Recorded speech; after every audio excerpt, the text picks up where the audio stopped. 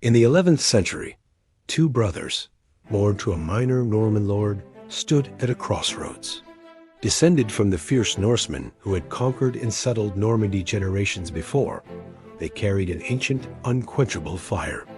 Robert Guiscard and Roger de Heteville were not French lords content with their estates.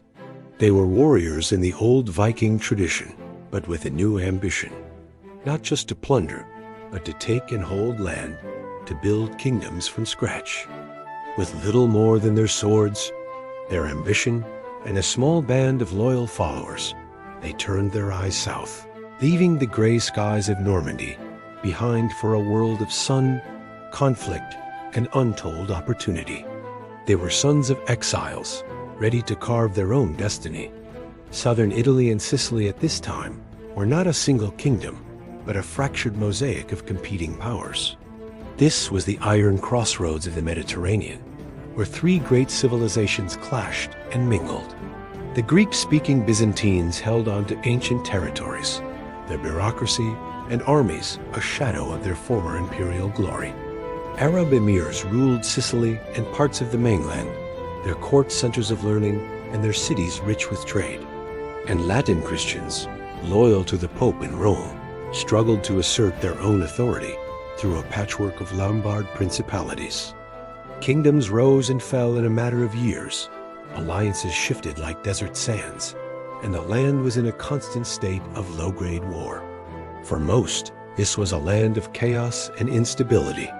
But for the de Heteville brothers, it was a land of pure, unadulterated opportunity. Robert Guiscard, the elder and more cunning of the two, was the first to make his mark. He arrived in southern Italy not as a conqueror, but as a mercenary captain. He and his Norman knights were blades for hire, fighting for any Lombard or Byzantine lord who could meet their price.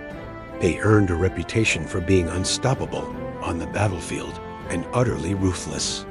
But soon, Robert grew tired of fighting for others' ambitions. He began to refuse payment in gold, demanding a different kind of reward: land. Piece by piece, castle by castle, he stopped being a paid sword and started becoming a lord in his own right. Through shrewd politics and brutal warfare, he consolidated his power, eventually forcing the Pope to recognize him as the Duke of Apulia and Calabria. He had carved out his own Norman principality from the heart of the Italian chaos. While Robert built his dominion on the Italian mainland, his younger brother Roger looked further south, across the narrow Strait of Messina.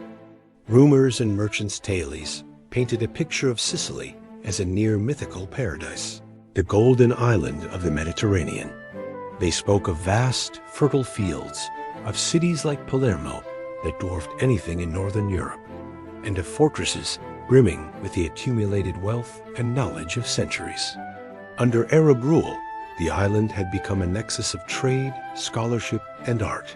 Roger, possessing the same relentless drive as his brother, proposed a conquest that seemed impossible to everyone else.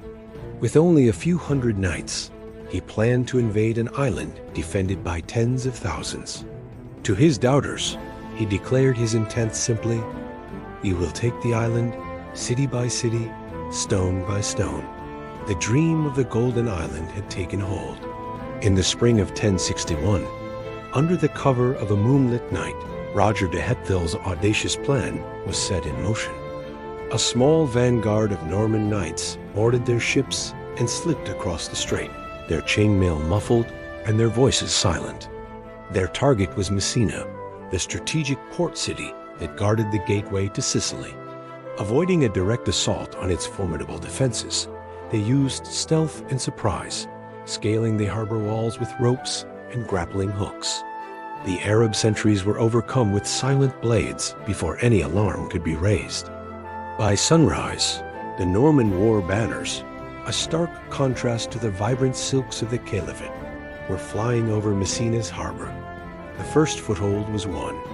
The 30-year war for Sicily had begun. The conquest of Sicily was not a swift campaign of decisive battles. It was a long, grinding war of attrition that spanned 3 decades. It was a war of sieges and stars. Each city was its own small kingdom, with its own rulers, alliances, and complex mix of cultures. The Normans, a tiny invading force, could not win by brute force alone. They were forced to adapt, to become more than just warriors. They learned the art of Arabic diplomacy, forging temporary alliances with one Muslim emir against another. They studied and adopted Byzantine military tactics, learning how to counter different forms of warfare. Most importantly, they honed their own cavalry into a force of such discipline and power that their charge became feared across the known world. They were conquering Sicily, but Sicily was also changing them, turning them from simple warlords into sophisticated statesmen. The ultimate prize was Palermo, the magnificent capital of Muslim Sicily. It was a jewel of the Mediterranean, a city of palaces, gardens, fountains, and libraries, rivaling Cordoba and Baghdad. For months, the Normans laid siege to this great city, their forces blockading it by land and by sea. When Palermo finally fell in 1072, many expected the Normans to do what conquerors always did: sack the city, destroy its culture, and impose their own. But Roger did the opposite. He recognized the immense value of what he had conquered. Instead of expelling the scholars, architects, astronomers, and poets, he invited them to stay and serve his new court. A new capital began to rise from the old, one that blended Norse courage, Arab artistic genius, Greek intellectual tradition, and Latin faith. Palermo was not destroyed. It was transformed into the heart of a new, uniquely hybrid civilization. After decades of struggle, the conquest was complete. Roger de Heteville, who had arrived with a handful of men, was now the undisputed Count of Sicily. Upon his death, his legacy was consolidated by his son, who was crowned King Roger II of Sicily. The kingdom he ruled was unlike any other in Europe. It was a sunlit kingdom where the descendants of Viking warlords governed a population of Muslim astronomers, Jewish merchants, Greek scribes, and Latin priests. In the royal court, documents were issued in Latin, Greek, and Arabic.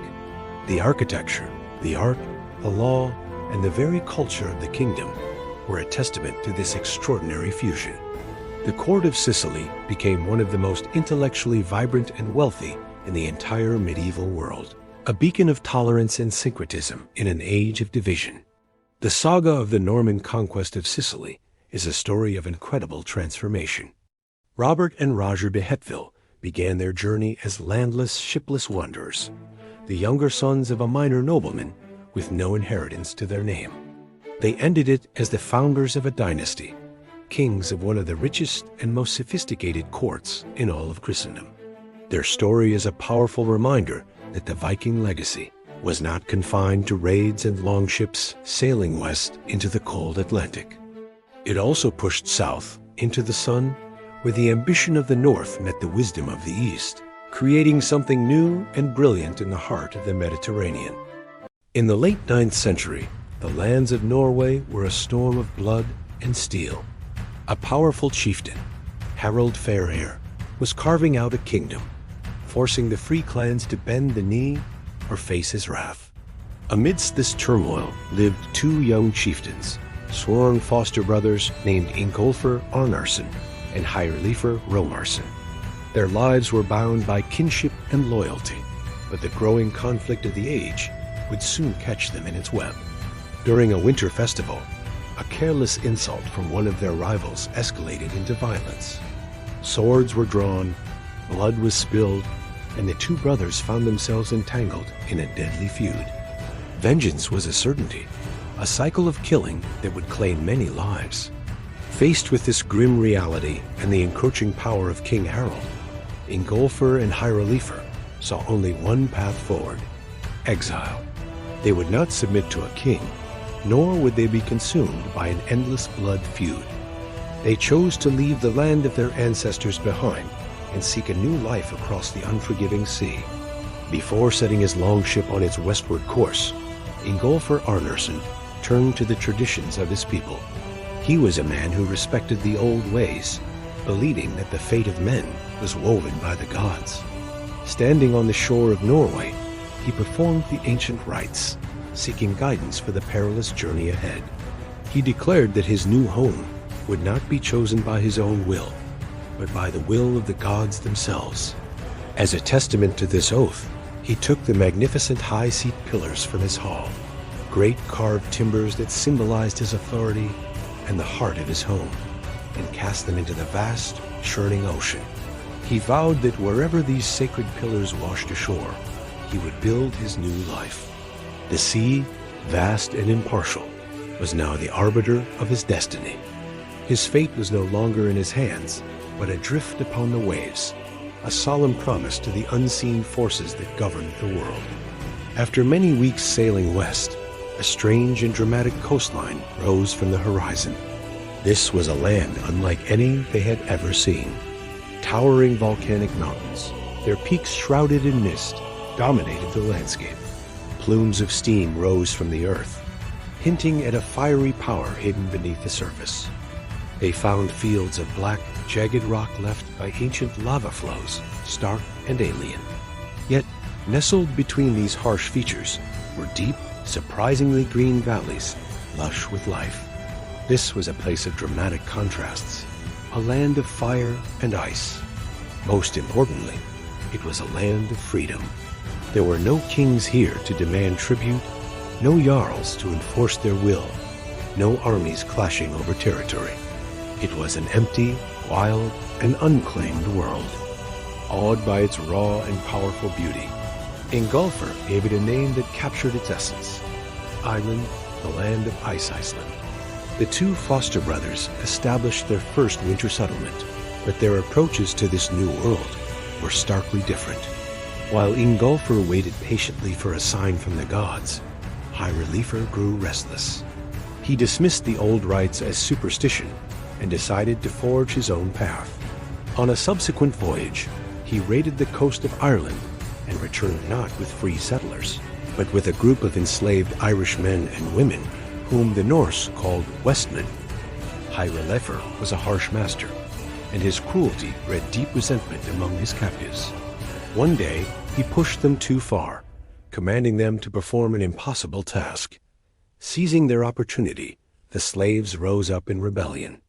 They ambushed Hyrelifr and his men, killing them all as they slept. When Ingolfr discovered his foster brother's slain body, he was overcome with grief and a solemn duty. He swore an oath of vengeance. He tracked the escaped slaves across the cold, rugged coastline to a small cluster of islands. There, on those windswept rocks, he cornered them and exacted his revenge, slaying them all. To this day, that chain of islands is known as Vestmannaeyjar, the Islands of the Westmen, a name forever marking the site of this grim and tragic chapter in Iceland's earliest history. With his duty to his slain brother fulfilled, Ingolfr returned to his primary quest, the search for his sacred high seat pillars. For 3 long and arduous winters, he and his followers methodically scoured the coastline of southern Iceland. The seasons were harsh, the landscape unforgiving. They moved from one temporary camp to another, enduring biting winds and heavy snows. Their survival depended entirely on the resilience of their kin, the health of their livestock, and their ability to hunt and fish in this wild new environment. It was a test of endurance, a long, patient wait for the gods to reveal their will. Ingolfr never wavered in his conviction.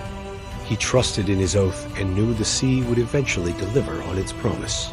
Finally, his scouts returned with incredible news.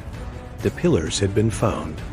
They had washed ashore in a wide, sheltered bay, nestled on a coastline where steam rose mysteriously from the ground, creating a perpetual haze of smoke. The long search was over. Following the guidance of his sacred pillars, Ingolfr made his way to the smoky bay. This, the gods had decided, would be his home. On the shore where the pillars had landed, he began the construction of his farm and longhouse, the first permanent Norse settlement in this vast, empty land. He named the place Reykjavik, which means Bay of Smoke, a name inspired by the geothermal steam that rose from the hot springs all around. His journey had become a saga, a tale of courage and faith that spread back to the old country. Inspired by his story and the promise of a land free from the tyranny of kings, more settlers began to follow in his wake. Ships arrived carrying families, livestock, and the hopes of a new beginning. From Ingolfur's single homestead, a new society began to grow. Clans spread out, claiming land and establishing their own farms throughout the island's fertile valleys. They were shaping a nation unlike any other, a community founded on freedom, where no king would ever rule. Instead, they would govern themselves through a great assembly of free people, the Althing. Ingolfur Arnarsson lived to a ripe old age, never again setting foot in Norway. The fires of his youth, the feuds and ambitions that had driven him from his homeland, had long since cooled. He watched his children and grandchildren grow up in a world he had helped to create. His days were spent not in battle or on long voyages, but in the quiet rhythms of a farmer's life. He saw sheep grazing peacefully on the green hills where once only the lonely cry of seabirds and the relentless sea wind had called him onward. His great adventure, which began with a violent feud and an escape into the unknown, had found its conclusion. His journey ended not in the glory of conquest or the accumulation of great wealth, but in something more profound, a sense of belonging. He had become part of a land that had no master, a place chosen not by a king's decree, but by fate itself. The sagas, the great oral histories of the Icelandic people, preserve his memory with a simple, powerful statement. Ingolfur was the most famous of all the first settlers, for he came to an uninhabited country and was the first to raise his hall in Iceland, and from him grew a nation. His name is not just that of a man. It is the first word in the long and remarkable story of Iceland. Ingolfur Arnarsson, as journey from exiled chieftain to founding father, established the legacy of a free and resilient island nation in the far north, a testament to the enduring human quest for freedom and a place to call home. In the age of long ships and iron, a woman was born to a house of kings.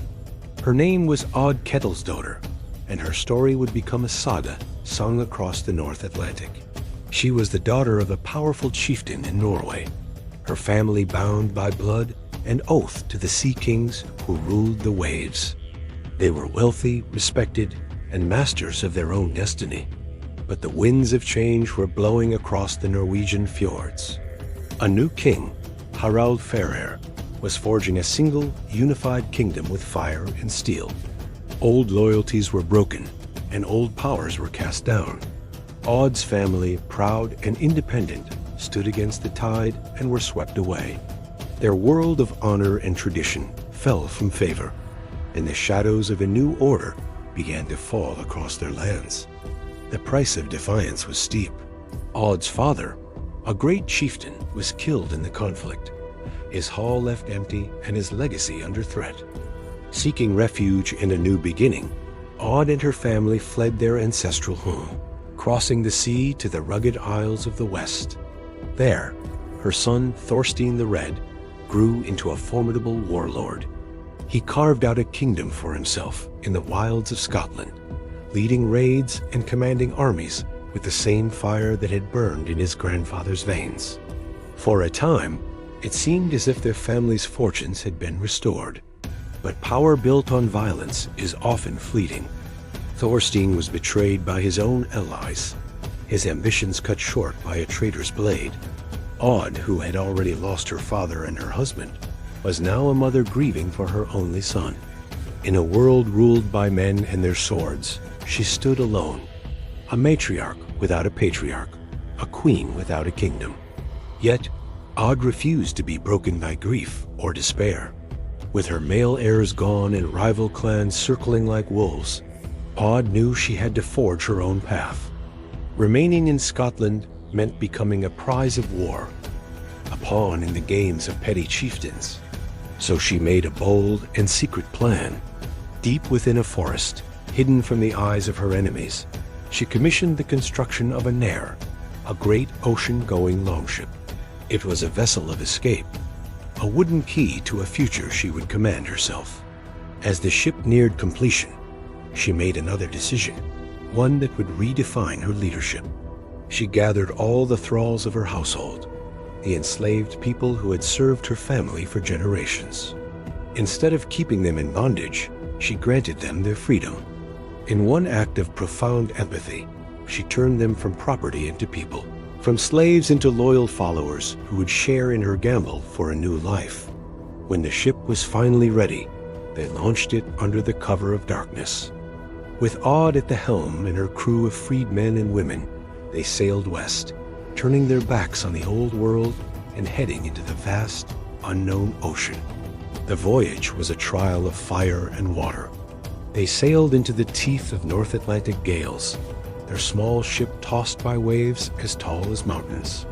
They navigated past hostile shores, where every strange sail was a potential threat.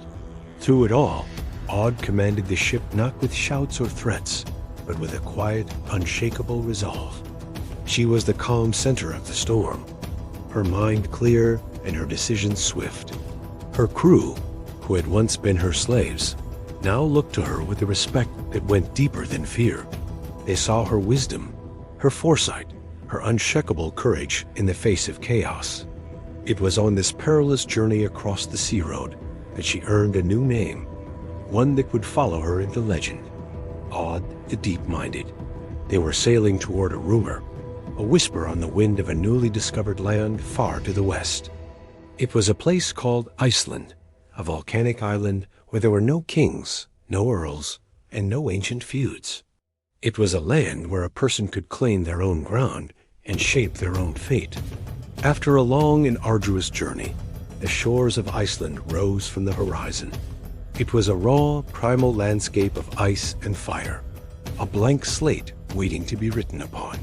While other settlers rushed to claim the most fertile lowlands, Aud steered her ship further, exploring the coastline with a patient eye.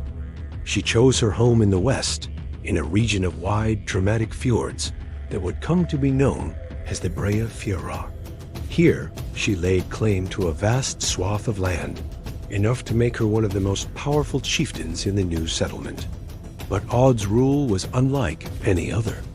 The sagas tell of chieftains who ruled with iron fists, hoarding land and power for themselves. Aud, however, governed with an open hand. She had promised her followers a share in their new future, and she kept her word. She divided the great territory she had claimed, granting large parcels of land to each of her followers, the same men and women who had sailed with her from Scotland. She built a great hall at her farm, Vamr, but it was not a fortress meant to intimidate. It was a center of community, where she held feasts not to display her wealth or power, but to build fellowship and strengthen the bonds of her new, diverse clan. Years passed, and Aud settled and prospered. Her grandson, Olaf Fylen, came of age, and to celebrate his future, Aud decided to host his wedding feast. But this was to be no ordinary celebration. It became one of the grandest and most significant gatherings in the early history of Iceland. From all corners of the island they came, powerful chieftains, newly arrived settlers, fierce warriors, and humble farmers. They gathered at her hall at Vamr, not as rivals, but as guests united in peace under Aud's roof. This feast was the culmination of her life's work.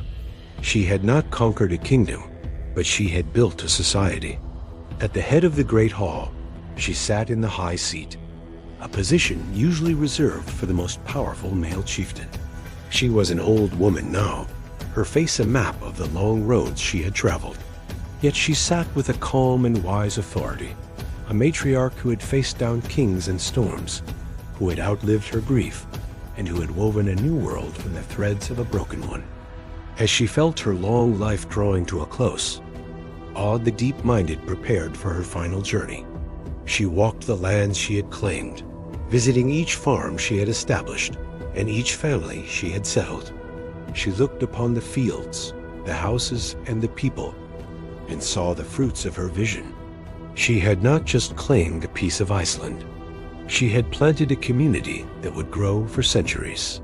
With the same foresight she had shown throughout her life, she chose her own burial place. She instructed her people to build her grave on a tidal beach below the high water mark, so that she would rest in the embrace of the sea that had been both her adversary and her path to freedom. The sagas say she was buried in her ship, a queen laid to rest in her vessel, forever facing the sea road that had brought her to this land of new beginnings. When she died, it was said that there was no woman held in higher esteem in all the Western lands. She passed not into silence, but into legend. Aud's legacy was not written in stone monuments or grand conquests.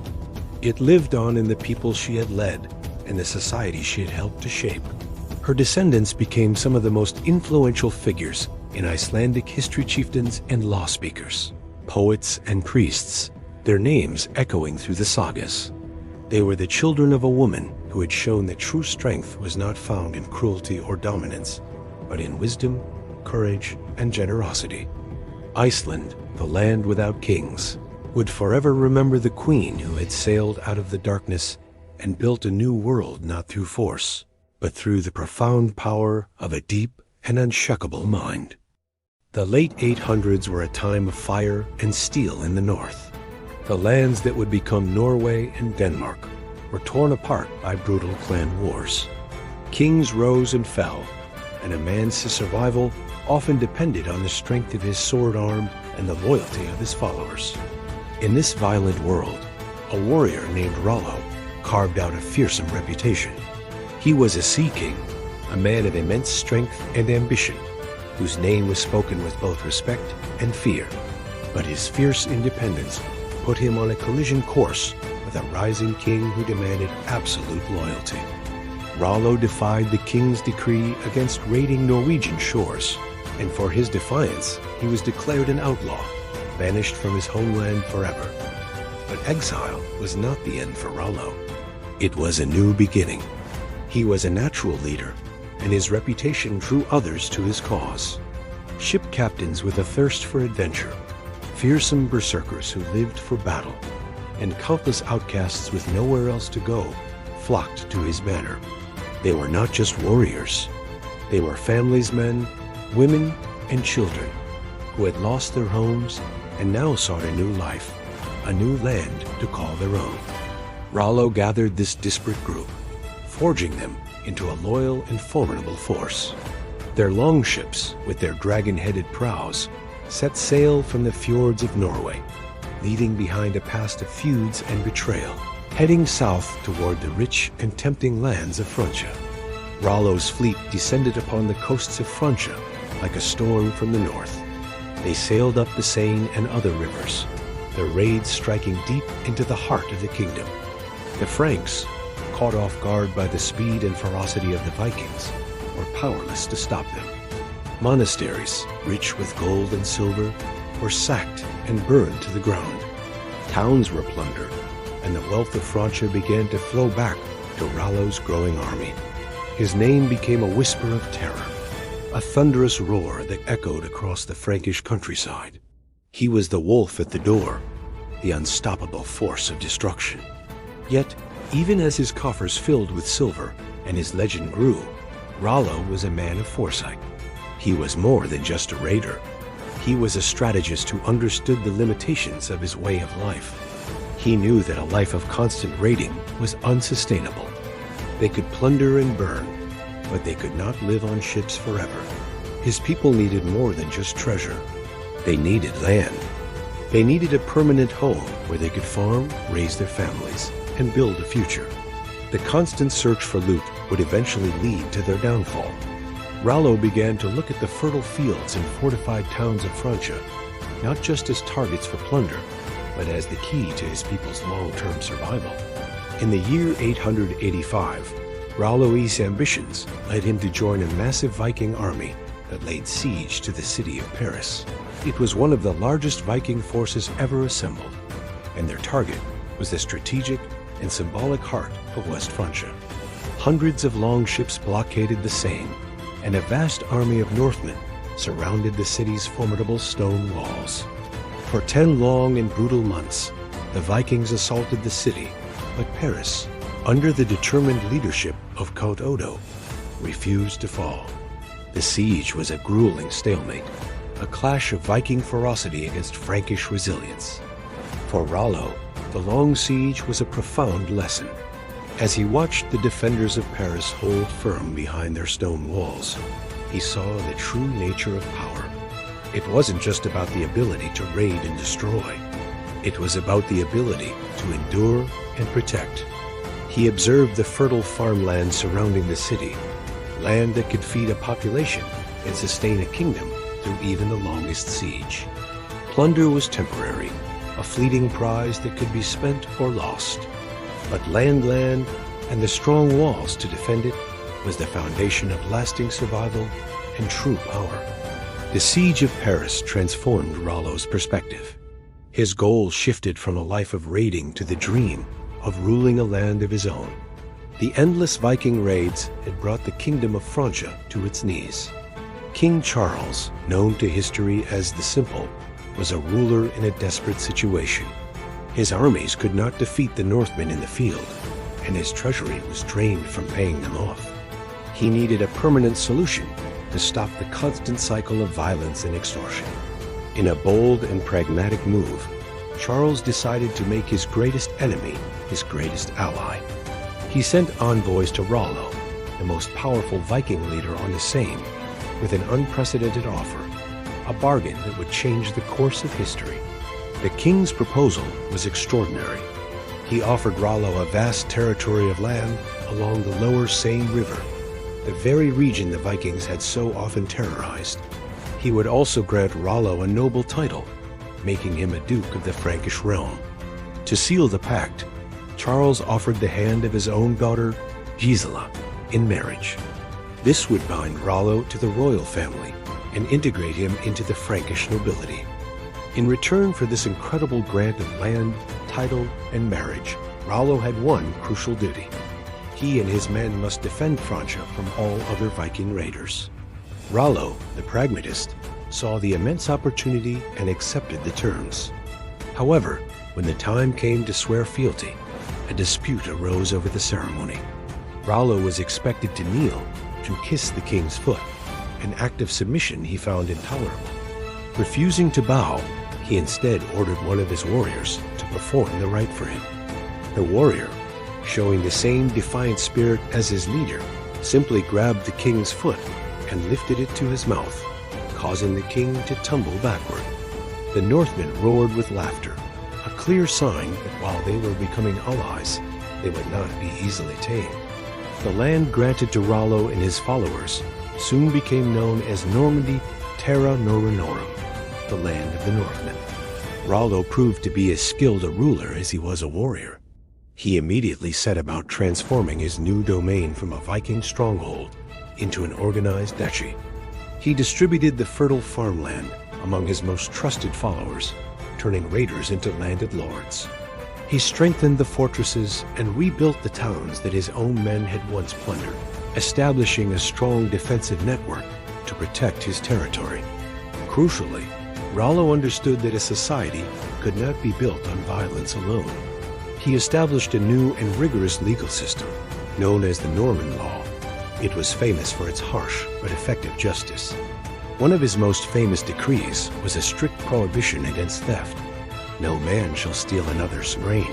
Legends say that to prove the effectiveness of his laws, he left a valuable bracelet hanging from a tree in a public forest, and for years, no one dared to touch it. He brought order to a land that had known only chaos, laying the groundwork for a stable and prosperous society. The Vikings began to change, their Norse blood and traditions slowly blending with the culture and language of the local Franks. They were no longer just sea raiders. They were becoming farmers, lords, and knights. As part of the treaty with King Charles, Rollo had agreed to convert to Christianity.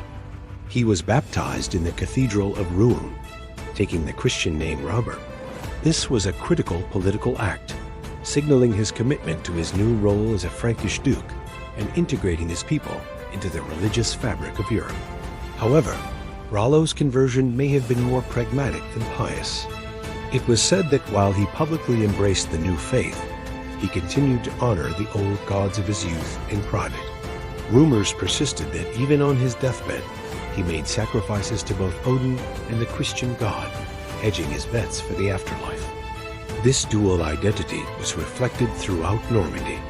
As his people settled the land, they built Christian churches, their spires reaching for the sky. But beside them, they often constructed longhouses in the traditional Norse style. A new and unique culture began to form, one that was neither purely Viking nor purely Frankish. They spoke a new language, a dialect of French infused with Old Norse words.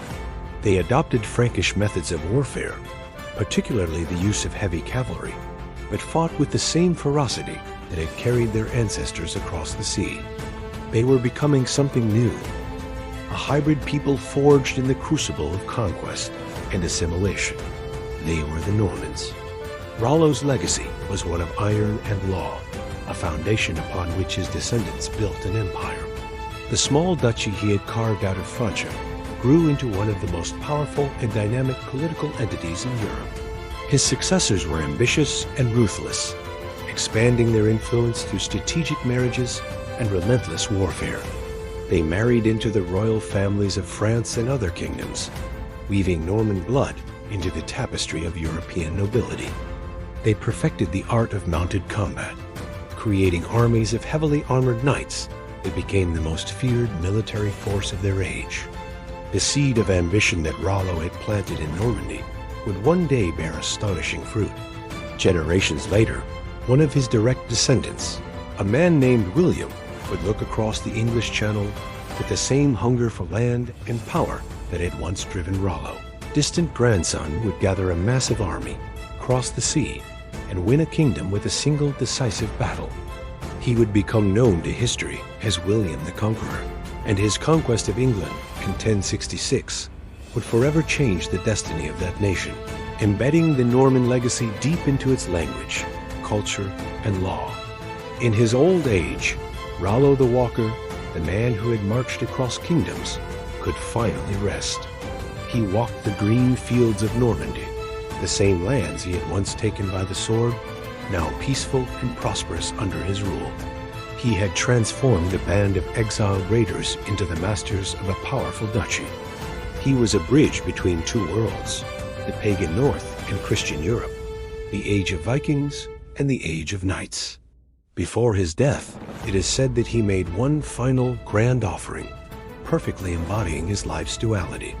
He ordered 100 pounds of gold to be given to the Christian churches of his domain, but he also had 100 captured enemies sacrificed to the Old Norse gods of his youth. The saga of Rollo the Walker thus came to an end. He died not just as the last of the great Viking warlords, but as the first Duke of Normandy, a founder of a dynasty whose influence would echo for centuries. From the cold shores of Scandinavia, a new story begins, not in the storm-tossed waves of the Atlantic, but in the mists of the East. Around the year 860 CE, longships, their dragon prows cutting through the fog, leave the familiar coastlines of Sweden behind. They do not sail west to raid England or France, but east, navigating the labyrinthine rivers that weave across the vast, unknown lands of Eastern Europe. These are the Russ, a name meaning the men who row, and their journey is not just for plunder, but for profit. They follow the great river arteries, the Volga, the Dnieper, on a quest for silver.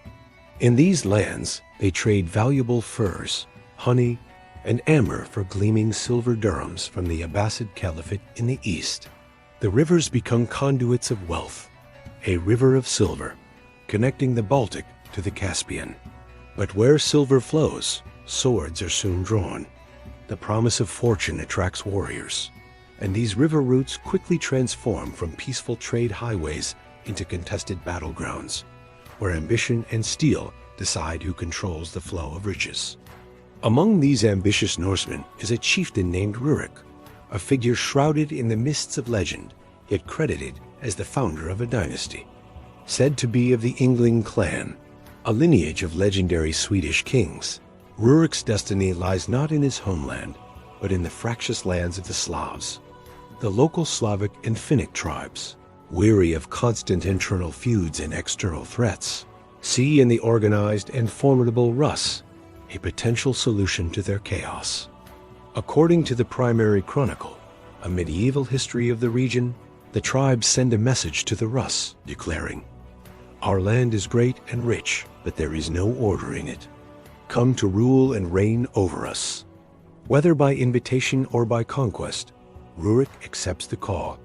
He settles in the north, establishing a stronghold at Novgorod. Here, in this land of rivers and forests, he founds a dynasty that will endure for over 700 years. This moment marks the genesis of the first East Slavic state, a realm that history will come to know as the Kievan Rus.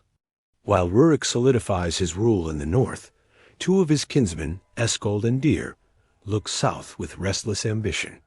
They lead their own band of warriors down the Dnieper River, a vital artery that flows towards the riches of the Byzantine Empire. Their journey brings them to a small, well-positioned settlement on a hill overlooking the river, Kiev. Recognizing its strategic importance as a trading hub, controlling the route to the Black Sea, they seize it for themselves. From this new power base, Paskold and Dir establish their own dominion, independent of Rurik's authority in Novgorod. This act plants the first seeds of rivalry within the burgeoning Rus world. The realm is now split between two centers of power, the northern stronghold of Novgorod and the southern gateway of Kiev. The unity of the Rus is yet to be forged, and the growing tension between these two poles of influence sets the stage for a future struggle for supremacy. The southern city of Kiev becomes a launching point for daring raids against the wealthiest prize of the known world, Constantinople, or as the Norse called it, Miklagard, the great city. Lured by tales of its immense wealth, the Rus assemble fleets of longships and sweep down the Dnieper and across the Black Sea. Their attacks on the Byzantine coasts are bold and terrifying, but they meet their match in the empire's formidable defenses. The legendary walls of Constantinople, which had stood for centuries against countless foes, prove impenetrable. The Byzantine navy unleashes its most fearsome weapon, Greek fire, a mysterious incendiary substance that burns even on water, incinerating the wooden ships of the Rus fleets.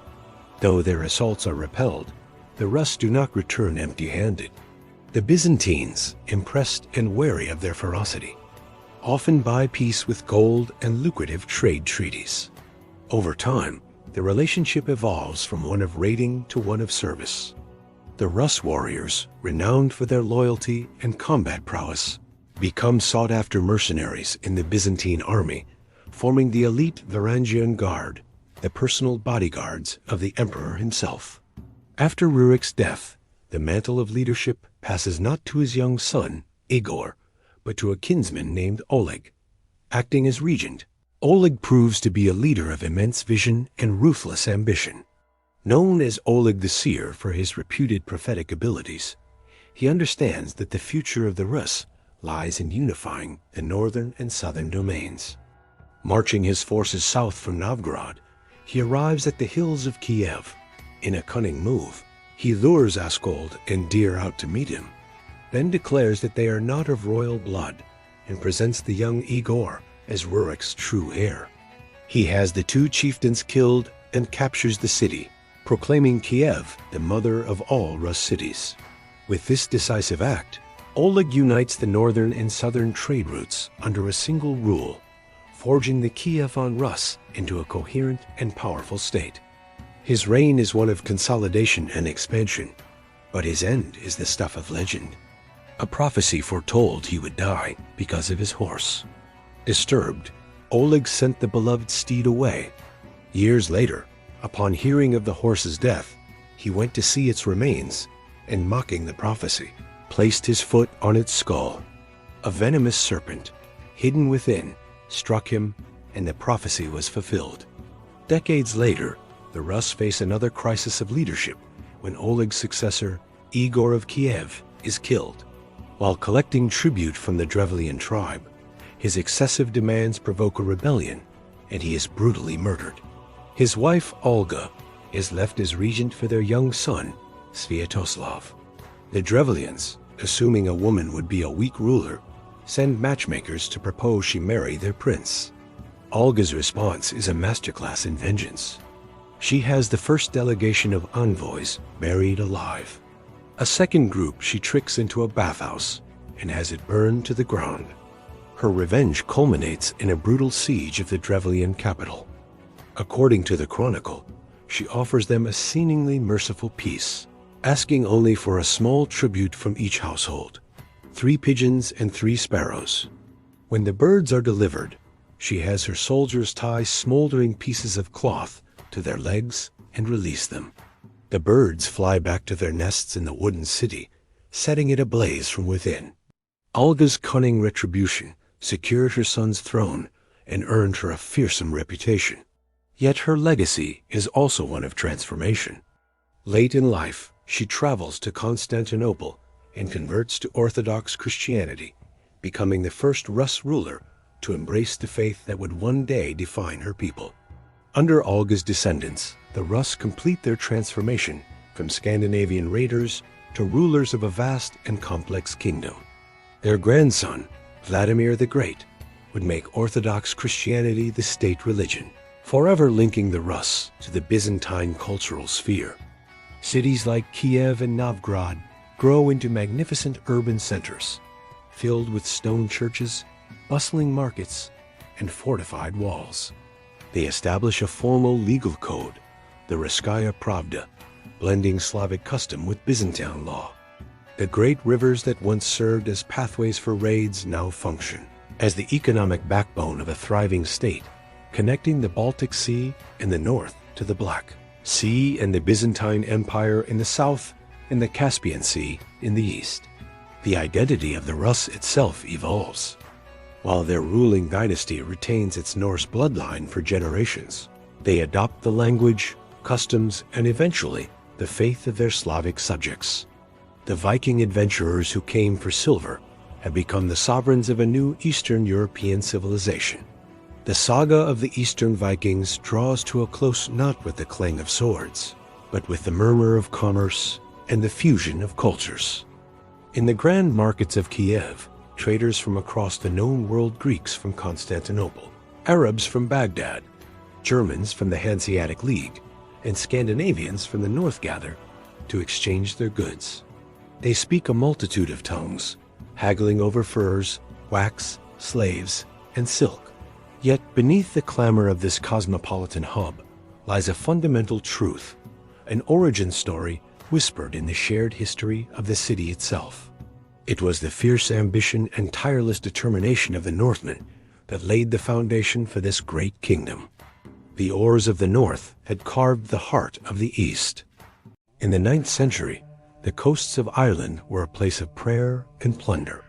Viking longships, like wolves of the sea, descended upon the island's rich monasteries, their dragon-headed prows striking fear into the hearts of monks. Gold, silver, and sacred texts were taken back across the waves, but one raider saw more than just treasure on these green shores. His name was Olaf the White, a Norwegian warlord whose ambition was as vast as the ocean he sailed. He wasn't content with just raiding. He wanted to build, to rule. Around the year 840 CE, as his ship navigated the mouth of a winding river, he found the perfect location. The River Liffey offered a deep, sheltered harbor, ideal for defense and perfect for trade. Standing on the deck of his longship, looking at the dark waters and the rolling green hills, he made a declaration. Here, on this spot, a city of the north would rise. The Vikings, men more accustomed to the axe than the spade, began to build. On a ridge overlooking a dark tidal pool, they erected a long fort, a ship fortress made of earth and timber. The local Gaels called the area Duv Linn, meaning black pool, a name the Norsemen adapted into their own tongue. Dyflin. What started as a temporary camp for wintering raiders soon transformed into something more permanent. It became a bustling, thriving town, the first of its kind in Ireland. Ships from across the known world docked at its port, their hulls heavy with silver from the Abbasid Caliphate, amber from the Baltic, walrus ivory from Greenland, and furs from the northern forests. But the most valuable and tragic cargo was human, slaves captured in raids across Ireland and Britain. Dyflin became one of the largest slave markets in Western Europe. The local Celtic chieftains, wary but pragmatic, watched this foreign power grow on their land. They forged uneasy alliances with the Norse, trading goods and gold, but the peace was fragile. Trust was a currency scarcer than silver, and beneath the surface of commerce, a deep-seated rivalry simmered. To secure his burgeoning kingdom, Olaf the White knew he needed more than just a strong fortress. He needed powerful alliances. His gaze fell upon Audr the Deep-Minded, a woman of formidable lineage and intellect. She was the daughter of a powerful Norwegian jarl, and crucially, the widow of a Norse chieftain who had previously tried to rule in Dublin. By marrying Audr, Olaf not only gained a respected partner, but also solidified his claim over the region, uniting rival Norse factions under his banner. This strategic union, however, was a double-edged sword. It cemented Olaf's control and brought a semblance of stability, but it also stirred resentment. The native Irish Gaels saw it as a further entrenchment of foreign invaders, while rival Norse jarls, who coveted Dublin for themselves, viewed Olaf's growing power with envy and suspicion. The fragile peace that had been bought with gold and marriage vows began to fray. A quiet but intense rivalry developed, a dangerous undercurrent of ambition and betrayal flowing just beneath the surface of daily life in Dyflin. Under Olaf and his successors, Dublin transformed into the undisputed heart of Norse Ireland. It was the capital of a unique maritime kingdom, a domain that stretched across the Irish Sea. Its rulers were not kings of land in the traditional sense. They were sea kings, their power rooted in their fleets of longships and their control over the vital trade routes. Their influence radiated outwards from the Blackpool on the Liffey, connecting Dublin to other Viking strongholds like York in England, the Orkney and Hebridean Islands off Scotland, and even Iceland. Through an intricate network of long-distance exchange, goods from Dublin traveled as far as the markets of Baghdad and the shores of the Caspian Sea. This wealth, however, was built on a foundation of violence. While merchants traded silk and spices in the city's bustling marketplace, Viking raiding parties continued to sail out from Dublin's harbor, sacking Irish monasteries and holy sites.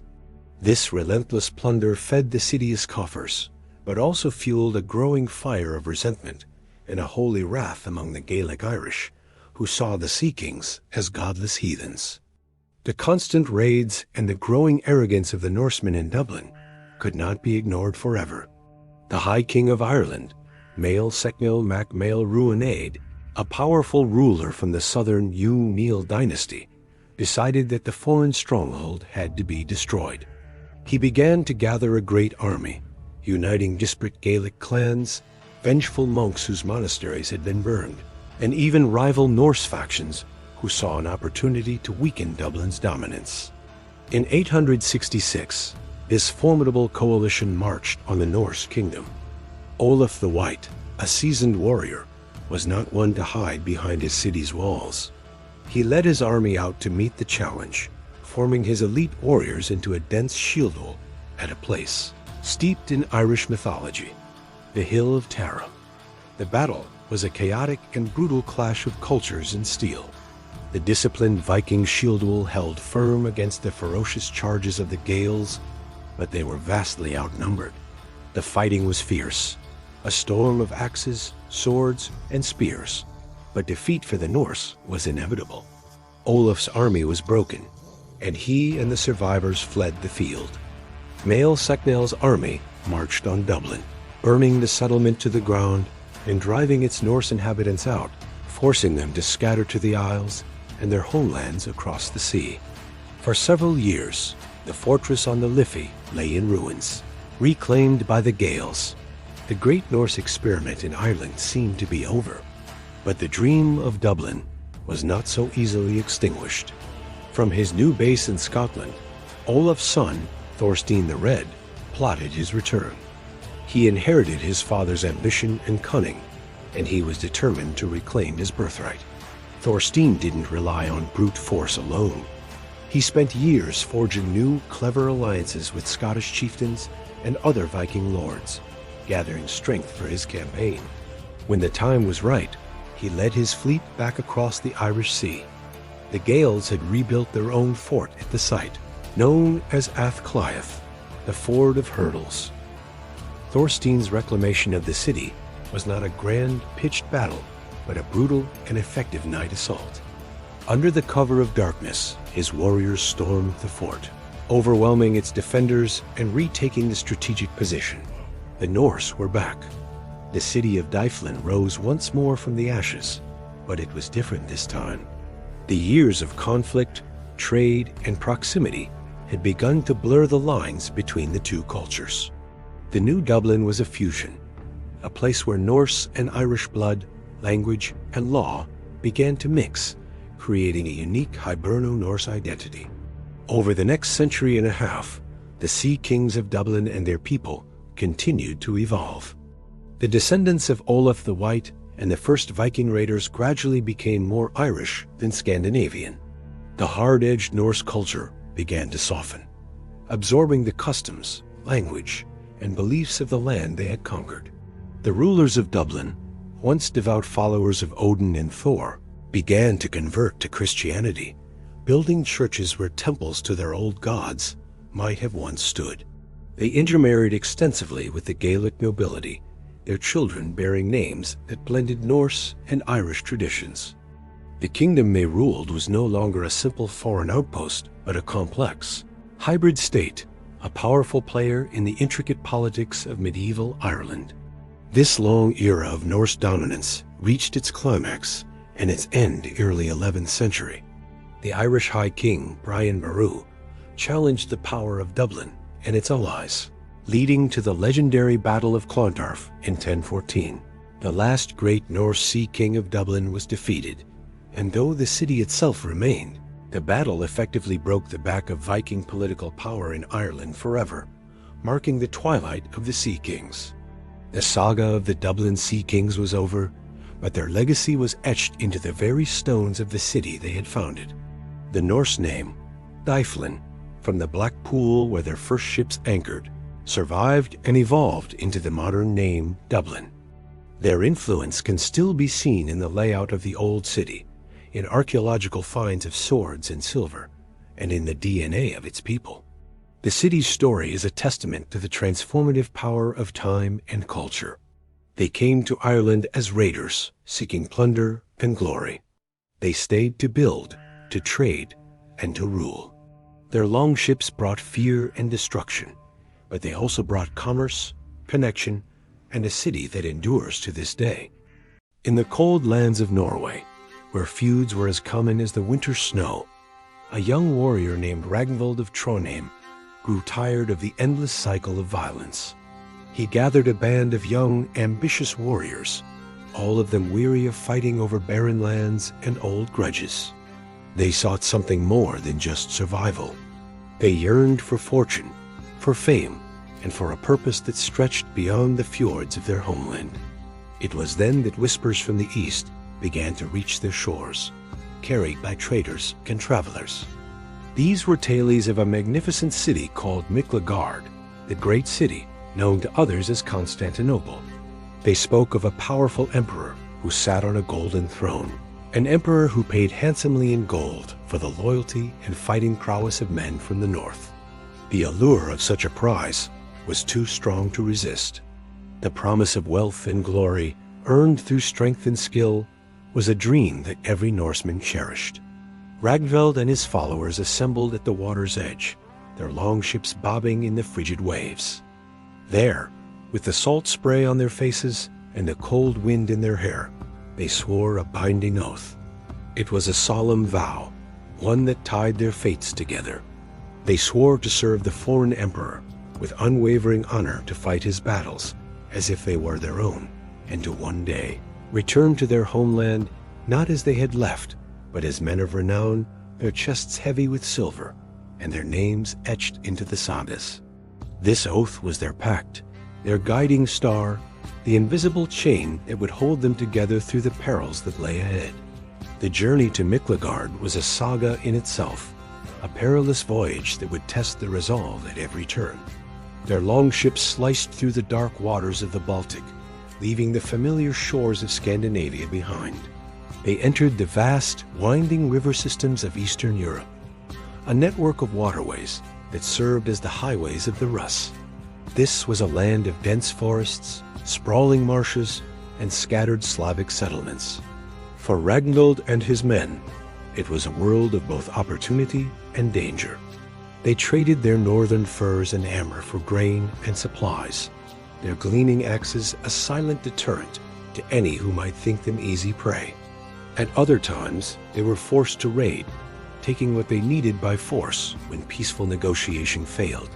Their long journey eventually led them to the bustling river port of Kiev, a rising power in the land of the Rus. The city was ruled by the formidable Prince Yaroslav the Wise, a ruler who understood the value of a strong alliance and the ferocity of the Norsemen.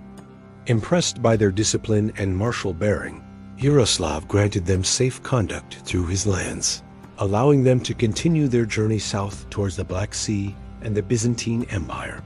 The path was not without its hardships. Disease crept into their ranks, claiming strong warriors in their sleep. Ambushes sprung from the dense forests lining the riverbanks, forcing them to fight for their lives. Yet, with every challenge they overcame, their reputation grew. Stories of the disciplined, ferocious warriors from the north traveled ahead of them, a ripple of fear and respect that preceded their arrival in the great city of their dreams. After months of travel, the sight that greeted them was beyond anything they could have ever imagined. Miklagard, Constantinople, rose from the shores of the Bosphorus like a jeweled crown. It was a city that defied belief, a labyrinth of marble palaces that seemed to touch the sky, their walls adorned with shimmering mosaics that depicted saints and emperors in gold and precious stones. The streets teemed with a vibrant, chaotic mix of people from every known corner of the world, merchants from Persia, scholars from Greece, and nomads from the steppes, all mingling in a symphony of languages and cultures. The sheer scale and opulence of the city overwhelmed the Norsemen, who had grown up in wooden longhouses amidst the stark beauty of their homeland. Their arrival did not go unnoticed. The emperor, Basil II, a shrewd and battle-hardened ruler, had long relied on Varangians to serve as his personal bodyguard. He trusted their loyalty far more than the scheming nobles of his own court. Basil himself came to inspect the new arrivals. He walked among the towering Norsemen, his gaze sharp and appraising. He saw not just their imposing height and broad shoulders, but the unwavering steel in their eyes. As Ragnvald and his men stood in formation, the eastern sun glinted off the polished steel of their most prized weapons, the massive, long-handled battle axes that were the hallmark of the northern warrior. In that moment, in the heart of the Byzantine Empire, they earned a new name, a title that would become legendary: the Axe-Bearers of the North.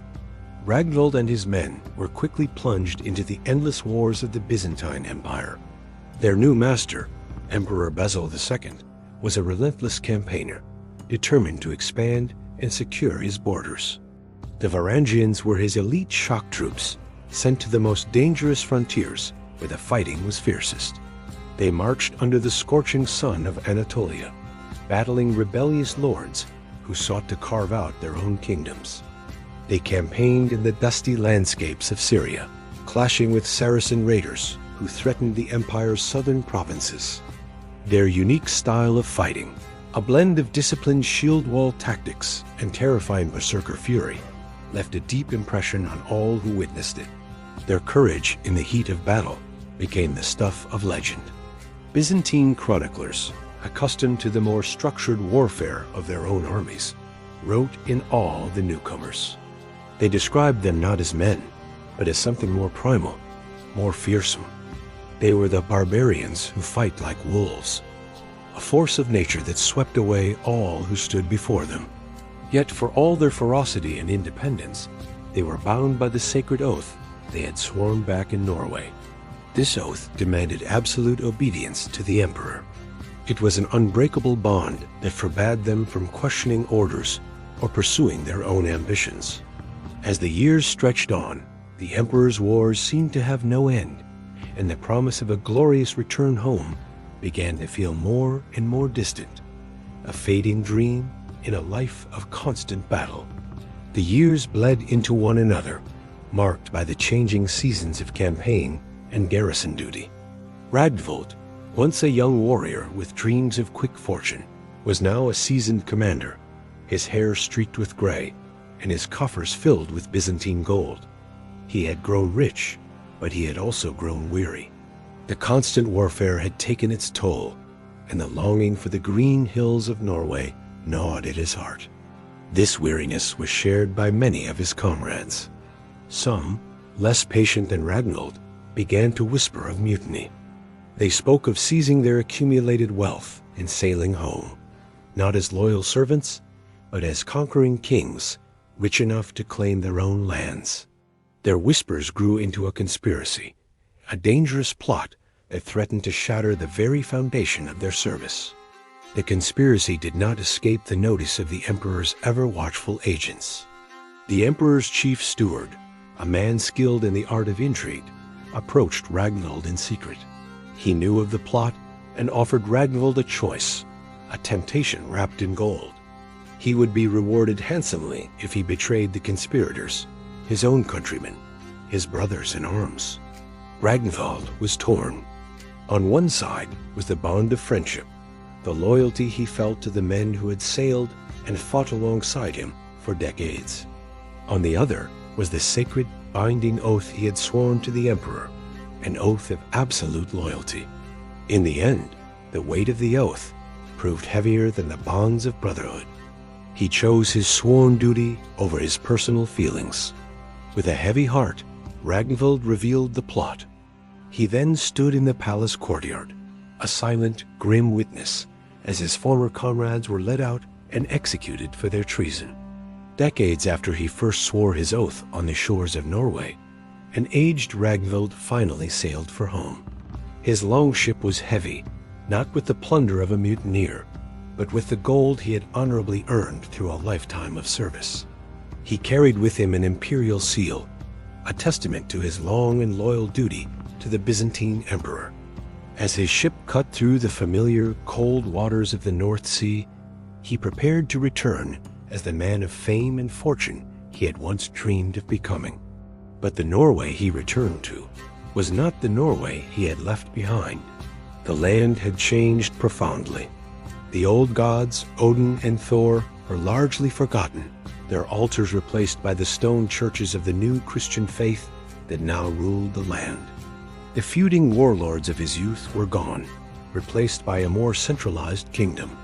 His own name, Ragnvald of Trondheim, which he had hoped would be sung in sagas, was barely a whisper, a forgotten echo from a bygone era. The world had moved on without him. He was a stranger in his own homeland, a relic of a past that no longer existed. He walked to the burial care of his father, a simple mound of stones overlooking the fjord. There, with no one to witness his final act of service, he dug into the cold earth and buried his great Varangian axe, the symbol of his life as a warrior in a foreign land. As he covered it with soil, he murmured to the wind, his voice raspy with age and regret, "Gold is light. Oaths are heavy." The legacy of the Varangian Guard, however, endured long after Ragnvald and his generation had passed into memory. Their presence was etched not just into the sagas of the North, but into the very stone of the empire they had served. For centuries to come, travelers visiting the magnificent Hagia Sophia in Constantinople could find faint inscriptions carved into the marble railings. They were Norse runes, a message from a distant past, left by a warrior far from home. Halfdan carved these runes. These simple words were a testament to the thousands of Northmen who had stood guard in the heart of the Christian world, their loyalty and strength becoming an integral part of Byzantine history. Their service became a legend that spanned two cultures. In the north, They were the heroes who journeyed to Miklagard and returned with unimaginable wealth. In the south, they were the axe-wielding barbarians, the emperor's most trusted and fearsome protectors. They were warriors from what the Byzantines considered the very edge of the world, guarding the greatest and most sophisticated empire of their age. The saga of the Rangian Guard serves as a powerful reminder of a unique chapter in history, a time when two vastly different worlds collided. It is a story that concludes with a profound truth. The cold, harsh north gave the world not only its fiercest swords and most formidable warriors, but also its truest and most unbreakable oaths. The year is 1408, and the world is growing colder. On the jagged coast of Greenland, the western settlement has fallen silent. For years, the ships from Iceland and Norway have stopped coming, their routes choked by a relentless expansion of sea ice. The connection to the old world, the lifeblood of the Norse colony, has been severed. In the eastern settlement, a farmer named Arn Thorvaldsen, a man who carries the blood of Leif Erikson in his veins, stares out at the frozen fjord. While others speak of abandoning this land, Arn refuses. This is his home, the land of his ancestors, and he will not be the one to let its memory fade. There was a time when this harsh landscape knew prosperity. Greenland's fjords once echoed with the lowing of cattle and the clang of the blacksmith S-hammer. Trade ships brought the riches of Europe iron for tools and weapons, fine cloth, and the word of God. In return, the Greenlanders sent back walrus ivory, thick wool, and the prized white falcons sought by kings. It was a thriving outpost of Christendom at the edge of the known world. Now, those days are a fading memory. The grand churches, built with hope and stone, stand empty, their bells silent.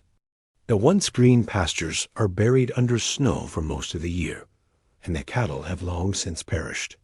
Seals, hunted from kayaks in the frigid waters, are the only reliable source of food to see them through the ever-lengthening winters. Amidst the growing despair, the community is divided. Father Eric, the settlement's priest, preaches unwavering faith, insisting that God is merely testing them and that they must remain true. But in the dim light of the long houses, others whisper of older things.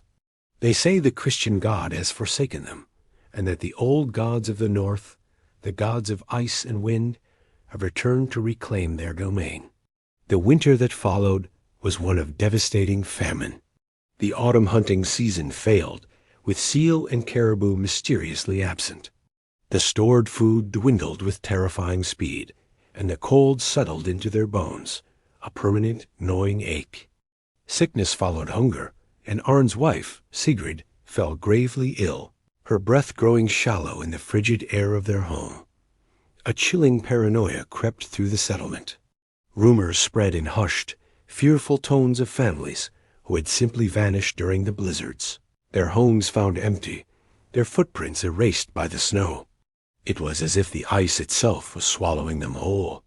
One night, as Arn stood vigil by Sigrid's side, a strange light appeared on the western horizon. It was not the familiar, ethereal dance of the aurora. This was a steady, fiery glow over the sea, a beacon in the crushing darkness. For Arn, it was not a portent of doom, but a sign, a call to action. With renewed purpose, Arn gathered the last able-bodied men. He rallied them around the Sea Dragon, the last seaworthy longship in the settlement, its timbers groaning but still strong. Their mission was desperate and perhaps foolish: to sail west, to break through the ice and discover the fate of the vanished western settlement. In the back of Arn's mind, a wilder hope flickered, the hope of rediscovering Vinland, the legendary green shore his ancestor had found centuries before. The voyage was a descent into a world of myth and madness. Storms battered their small vessel, and the ever-shifting sea ice threatened to crush their hull. In the disorienting fog, the crew was haunted by the sounds of the deep, the mournful, booming songs of whales echoing from directly beneath them, a sound so profound it felt like the voice of a sleeping giant. The journey was no longer a search for men, but a passage into the unknown. After weeks of struggle, they finally reached the shores of the western settlement. The silence that greeted them was absolute and terrifying. They walked through a ghost town of empty longhouses and collapsed sod roofs. The bones of livestock and humans lay scattered in the frozen soil, a testament to a slow, agonizing end.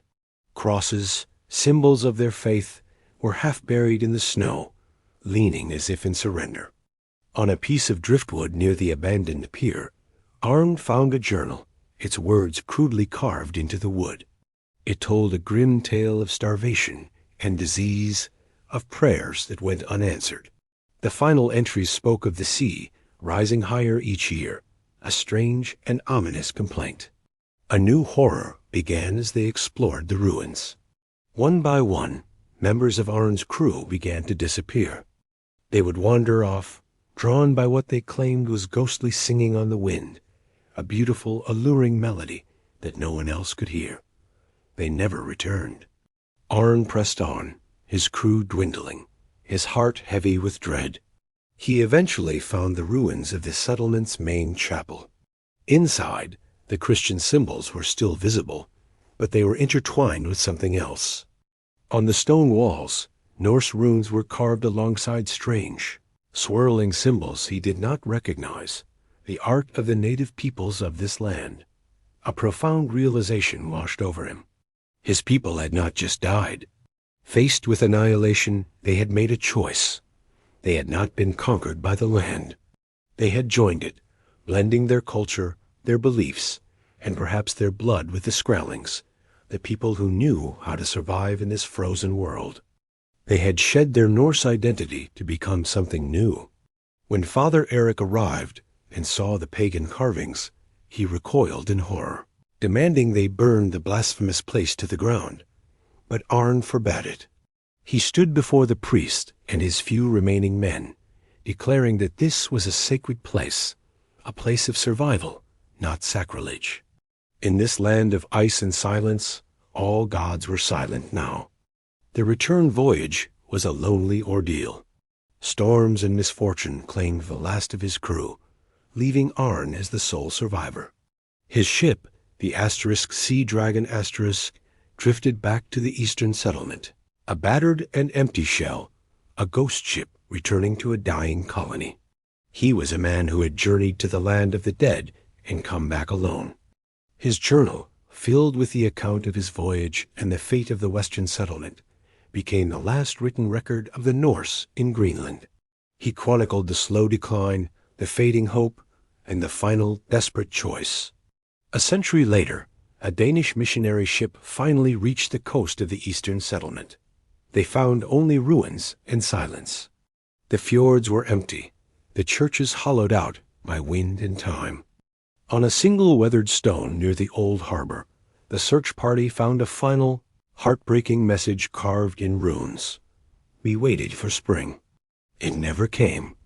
The tale of Arn Thorvaldsen, preserved in his journal and whispered through the generations, became the final haunting chapter of the great Viking expansion that had once stretched from Constantinople to the shores of North America.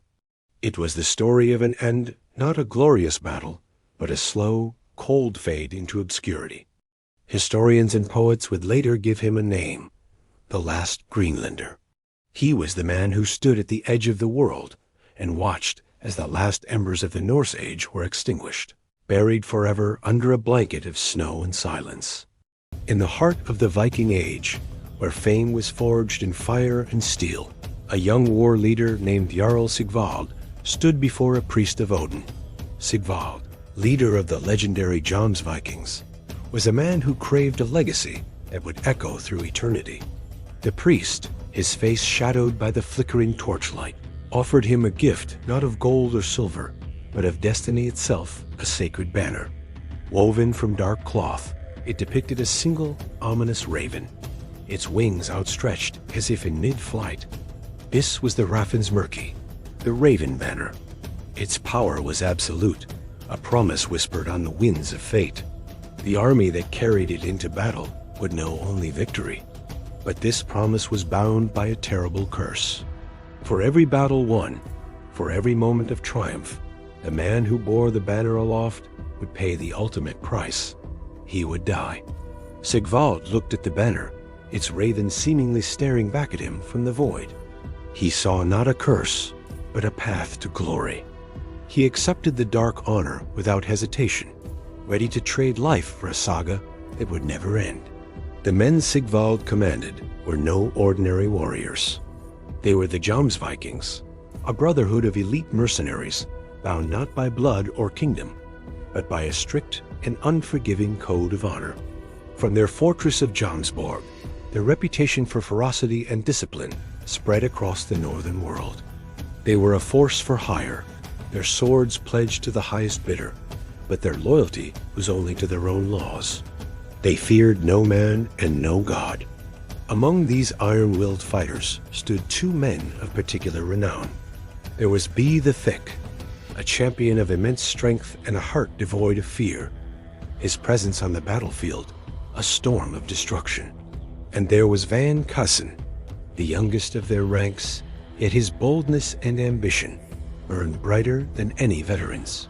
Together, they and their brethren swore oaths upon their swords to fight for riches, for honor, and for the grim blessing of the Raven Banner. They were a brotherhood united by a shared thirst for glory, ready to follow their Jarl into the heart of any storm. The storm came sooner than they expected. A political feud was brewing in the north, a power struggle that would soon engulf the seas in war. In Norway, Jarl Hakon Sigurdsson ruled with an iron fist, but he had dared to defy the growing might of the Danish kingdom under King Sweyn Forkbeard. Denmark, seeking to crush this Norwegian defiance, looked for allies who knew only how to win. Their gaze fell upon the Jomsvikings. The call to war was answered. Lured by the promise of immense wealth and an easy victory against a lone Norwegian Jarl, Sigvald and his Jomsvikings agreed to join the Danish invasion fleet. They would sail north, confident that with their unmatched skill and the dark magic of the Raven Banner, the lands of Norway would soon fall before them. The sails were hoisted, the prows of their longships turned toward the jagged coastlines of the north, and the Jomsvikings set out to claim another victory. The two fleets finally met in a narrow fjord called Gav. What began as a battle of men soon descended into a war against the elements themselves. Jarl Hakon, cornered and desperate, was not just a ruler. He was said to be a practitioner of the old magic. In a dark ritual, he offered a sacrifice to his patron goddesses, calling upon supernatural forces to aid him. As the Jomsvikings advanced, the sky turned a bruised purple. A storm of unnatural ferocity erupted, lashing the sea into a chaotic frenzy. Hail, as large as stones, hammered down upon the warriors. Ghostly winds tore shields from their grips and snapped masts like twigs. The waves rose into monstrous walls of water, smashing ships against one another in a symphony of splintering wood and drowning screams. Arrows fired from Jomsviking bows were swallowed by the gales, disappearing uselessly into the maelstrom. It was chaos, a battle against the very sea and sky. Yet, through the howling wind and crashing waves, one thing gave the invaders hope. Each time the Raven Banner was raised, its dark wings seeming to beat against the storm, the tide of the battle turned. The Jomsvikings pushed forward, their resolve unbroken. But the banner's power demanded its payment. As the battle raged, the terrible nature of its curse became horrifyingly clear. The first warrior chosen to carry the banner, a man known for his strength, raised it high. The Jomsvikings surged forward, their axes finding their marks. But within moments, a stray arrow found the banner-bearer, and he fell dead into the churning water. Another warrior, seizing the falling standard, took his place. He too led a successful charge, only to be cut down by a Norwegian sword. Again and again, the curse claimed its due. Every man who dared to carry the Raven Banner into the heart of the fight met a swift and certain end. A chilling fear began to creep into the hearts of these fearless men. The banner, once a symbol of guaranteed victory, was now an instrument of doom. Even Be the Thick and Van Kaysen, who had never known hesitation, now paused. They watched as man after man fell, their moments of glory extinguished as quickly as they began. The staff of the banner became a thing of dread, an object no one dared to touch. The loss of their banner bearers and the unrelenting fury of the storm finally broke the Jomsviking spirit. Their legendary discipline shattered, and their fleet was overwhelmed. The battle was lost. Defeat, a word rarely spoken in Jomsborg, was now a bitter reality. The survivors, including leaders like Jarl Sigvald, Be and Van, were captured and brought ashore to face the victorious Jarl Hakon and his son, Eirik. They were lined up for execution, their hands bound, their epic campaign ending in humiliation. But the Jomsvikings were not broken. As the executioner's axe rose and fell, they faced death not with fear, but with defiant pride. One warrior, when asked if he feared death, famously laughed and said he only worried the executioner's blow might be too slow. Be the Thick refused to be held, staring down his killer without flinching. Van Kaysen, ever bold, made a boast that so impressed his captors that Jarl Eirik himself stepped in and spared his life. Their captors, who had expected pleas for mercy, were instead met with unwavering courage. In their final moments, the Jomsvikings proved that their honor could not be captured or killed. Some were executed, but others were spared, their lives granted out of sheer admiration for their unbreakable spirit. Though the Jomsvikings were defeated at Hierumgav, their saga did not end there. In defeat, they became legends. Their story of the cursed banner, the supernatural storm, and their fearless defiance in the face of death was told and retold in the smoky longhouses of the North for generations. They became the ultimate symbol of the Viking warrior ideal, men who valued honor and glory above life itself. And what of the Raven banner, the catalyst for their doom and glory? It vanished. Some say it sank to the bottom of the fjord, its dark magic finally silenced by the sea.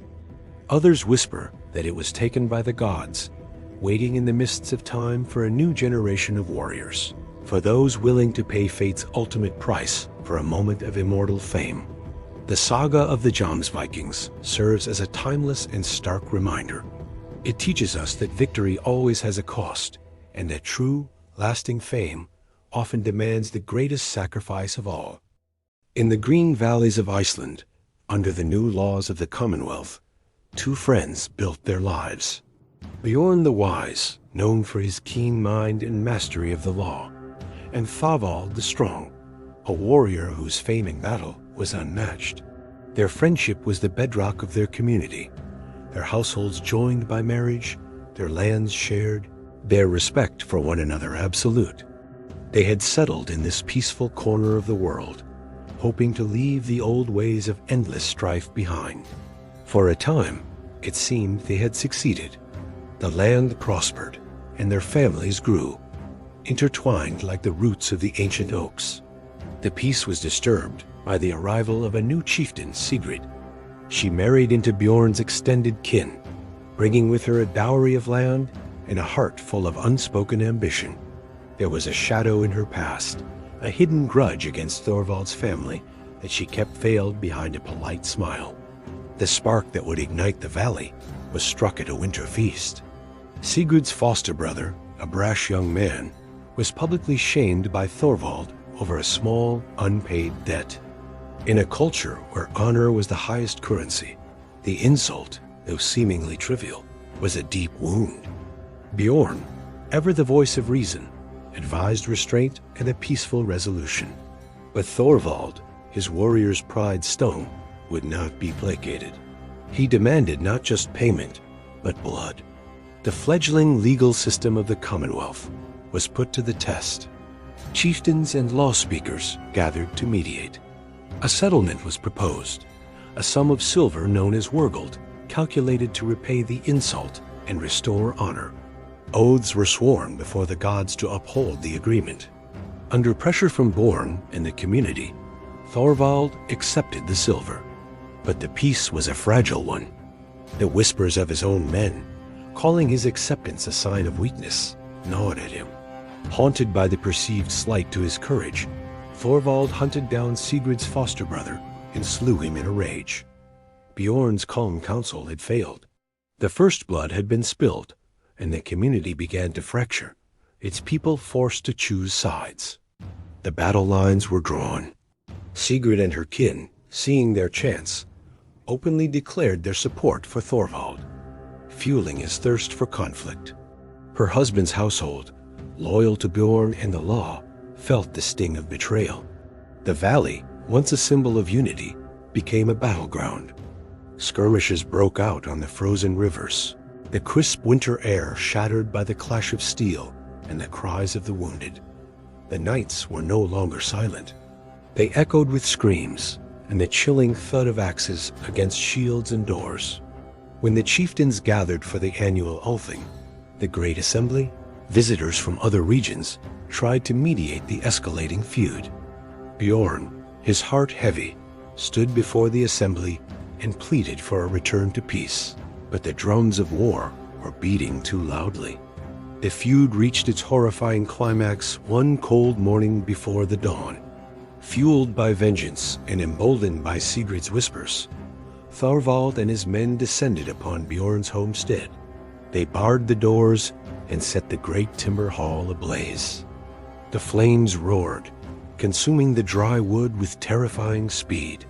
Trapped inside, many of Bjorn's family and retainers perished in the inferno, including his beloved sons. Bjorn himself was dragged from the fire, but not before the flames had taken his sight and left him gravely wounded. The act was so monstrous, so far beyond the accepted rules of feud, that it horrified even Thorvald's own supporters. Shamed and declared an outlaw by the Althing, Thorvald fled Iceland, vanishing into exile across the sea. Years passed. The valley was scarred, the community broken. Bjorn, now blind and frail, lived with the ghosts of his past. But vengeance has a long memory. His daughter, who had survived the fire, married a strong chieftain from the south. Their son, Eric, grew up hearing the tale of the burning, the loss of his uncles, and the blinding of his grandfather. A fire for justice burned in his heart. When he came of age, Eric swore an oath to avenge his family's honor. His quest took him across the storm-tossed seas to the Orkney Islands, then back through the treacherous fjords of Norway, always on Thorvald's trail. He gathered allies, men who respected the rule of law and were appalled by the breaking of it. The long pursuit showed Eric how the poison of a feud could drive men to the ends of the earth. At long last, he cornered the aging Thorvald. The final duel was not just for personal revenge, but for the honor of his grandfather and the very law of the land that Thorvald had so brutally defied. In the end, Eric's youth and righteous fury overcame Thorvald's legendary strength. The old warrior was slain. Eric returned home, not with triumph, but with a heavy heart, the burden of vengeance finally lifted. At the next Althing, the blind and ancient Bjorn held a final solemn ceremony. He stood before the assembled chieftains, his scarred face a testament to the cost of hatred. Peace was formally declared. Final settlements were paid, not in anger, but in reconciliation. The long, bloody feud was officially ended. The valley began to heal.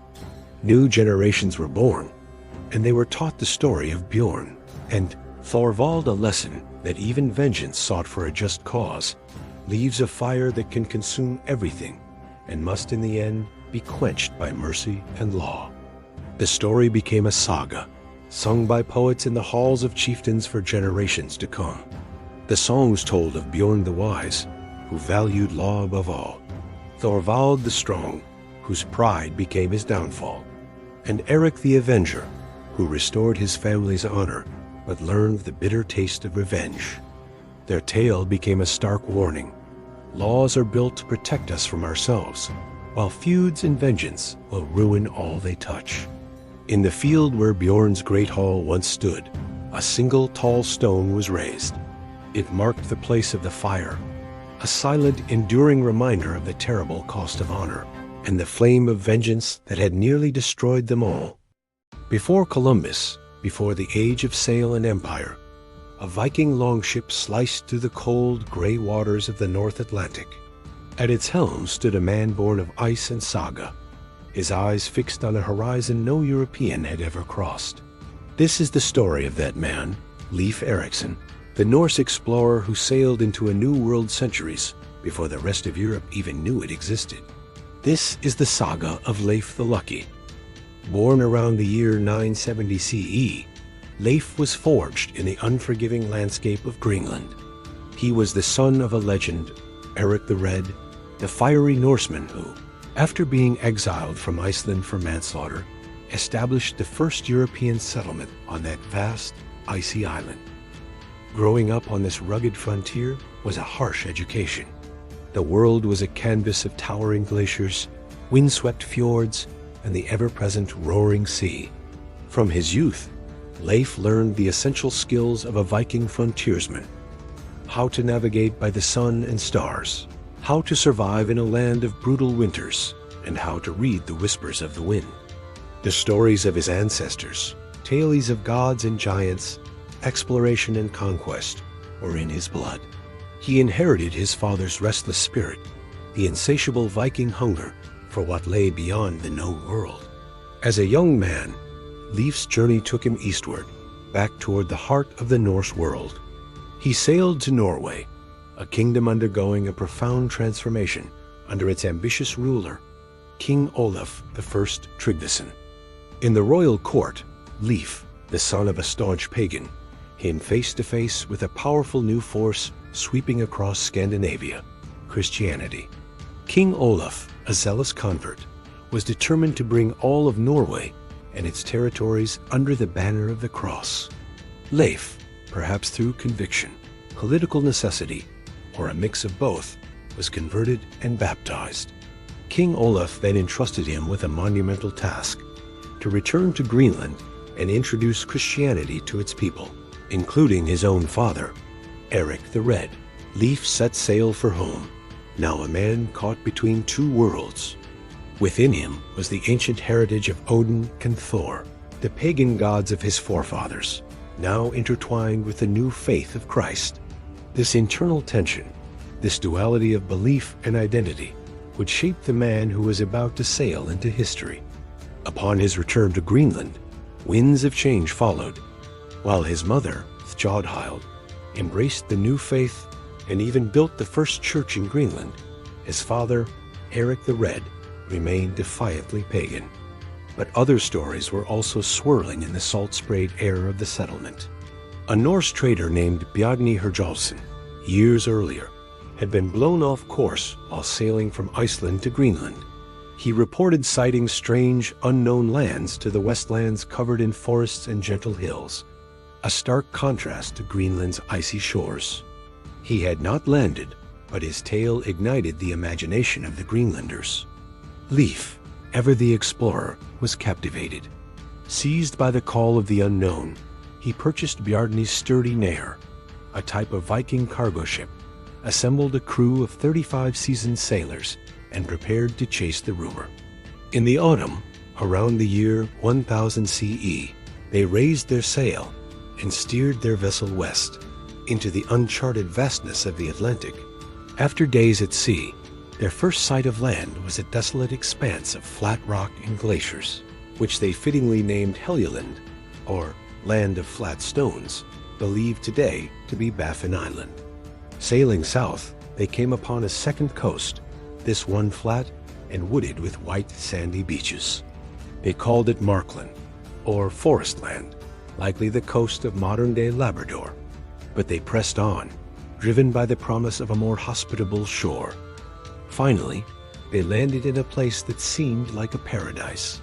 The air was milder, the rivers teemed with the largest salmon they had ever seen, and the forests were thick with valuable timber, a resource desperately scarce in Greenland. Most astonishingly, they discovered wild grapes growing in abundance, a fruit unknown in their northern homelands. Overjoyed by this discovery, Leif named the region Vinland, the land of wine. This lush, green shore, believed to be located in what is now Newfoundland, Canada, was their destination. As winter approached, the Norse crew knew they could not risk a return journey across the treacherous autumn seas. They decided to stay. On a strategic promontory near a lake, they constructed a small settlement, building several large turf-walled longhouses to shelter them from the coming cold.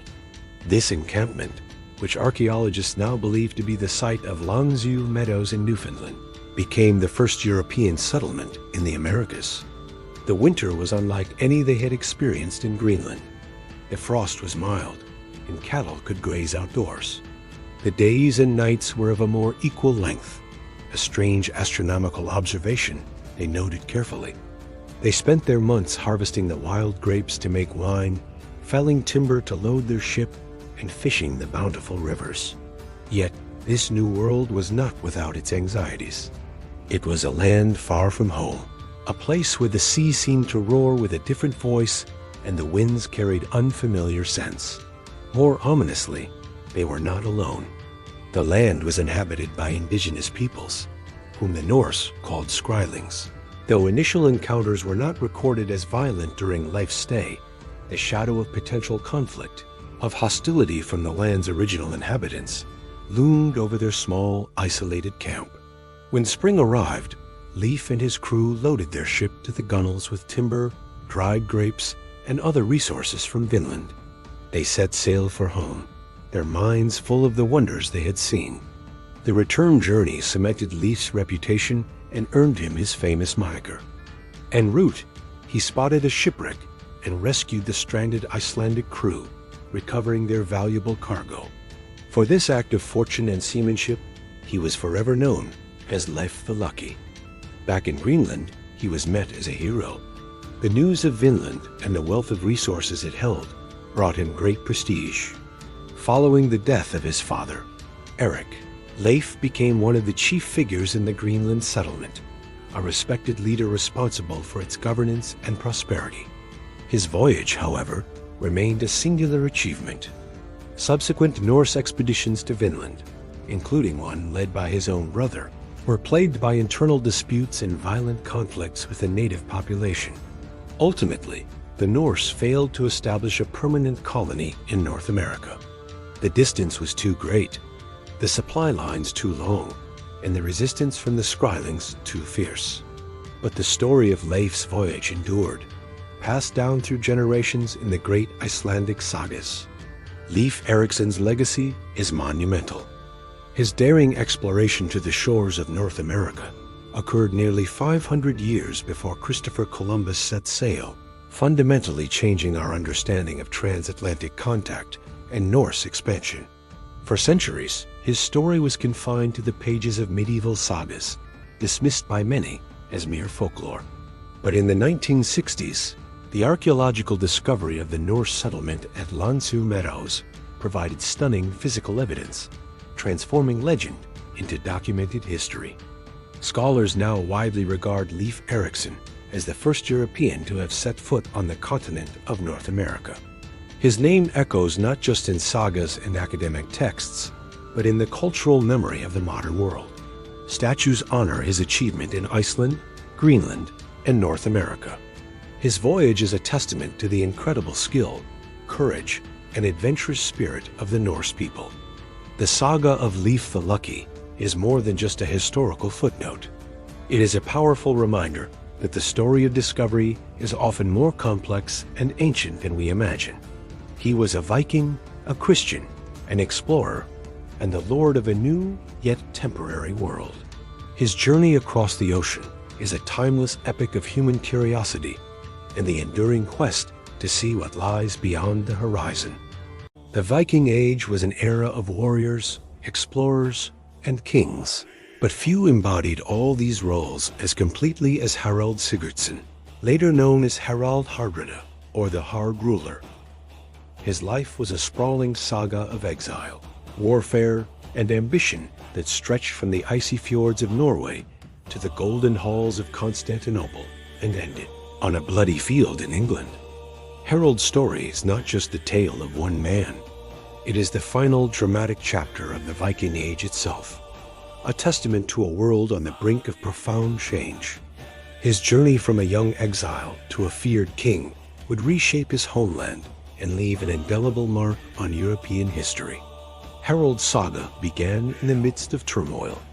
Growing up in the Norwegian court, he was thrust into conflict at a young age.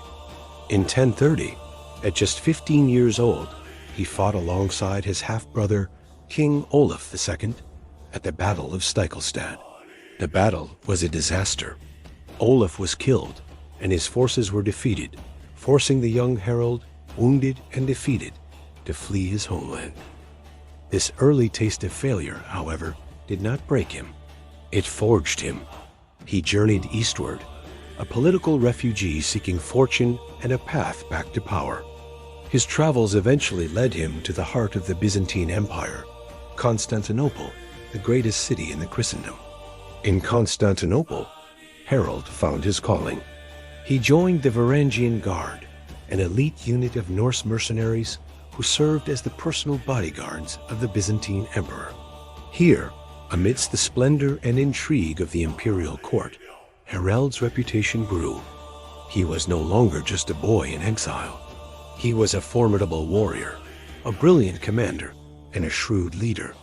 He fought in campaigns across the Mediterranean, from Sicily to the Holy Land, amassing immense wealth and invaluable military experience.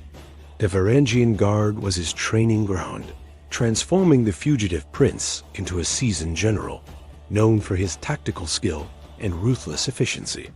By the time he left the empire, he was one of the most famous and feared soldiers of his time, with a fortune vast enough to fund an army and a reputation that preceded him across Europe. Around 1046, after more than a decade in exile, Harald decided the time was right to return home. He sailed back to Norway, not as a refugee, but as a contender for the throne, his ships laden with the gold he had earned in the east. Norway was then ruled by his nephew, Magnus the Good. Rather than challenge him directly in a costly civil war, Harald used his wealth and influence to strike a deal. He became co-king with Magnus, agreeing to share both the rule of Norway and his vast treasury. This arrangement, however, was short-lived. Just a year later, in 1047, Magnus died under mysterious circumstances, leaving Harald as the sole and undisputed king of Norway. As king, Harald applied the same ruthless determination that had served him so well as a mercenary. He was now Harald Hardrada, the Hard Ruler, a name that reflected his stern and uncompromising governance. He immediately set about transforming Norway. To strengthen the economy and centralize his authority, he introduced a national coinage system, a significant step towards a modern state. He consolidated power, ruthlessly crushing any regional lords who dared to challenge his rule, and built a stronger, more unified kingdom. His reforms weren't just internal. He sought to re-establish Norway's standing on the world stage, using his wealth and military might to project power and secure his nation's place within the wider European political landscape. With Norway firmly under his control, Harald's ambition turned outward. He believed he had a legitimate claim to the Danish throne through the agreement he had made with Magnus.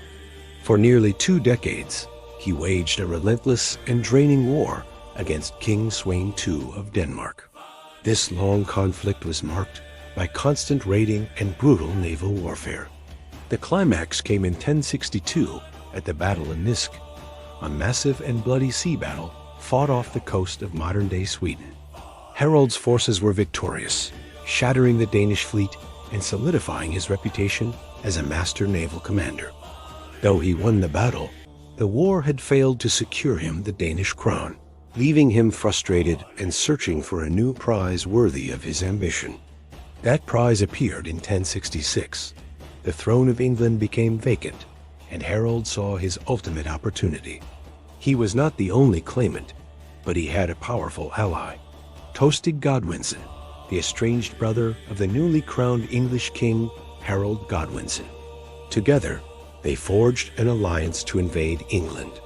In September 1066, Harald Hardrada sailed his fleet across the North Sea, a grand Viking invasion, the likes of which had not been seen for generations.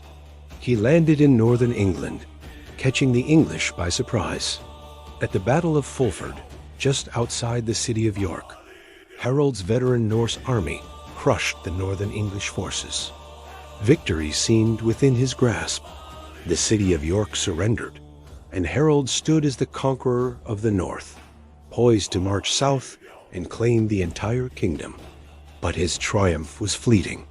Just 5 days after his victory at Fulford, Harold's army was caught completely off guard.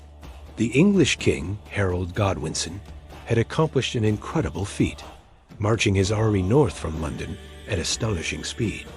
On September 25, 1066, the English forces surprised the Norsemen at a river crossing called Stamford Bridge. Many of Harold's men had left their armor back at their ships, not expecting a fight. What followed was a desperate and savage battle. Legend says Harold fought like a berserker, cutting down his enemies with his great two-handed sword.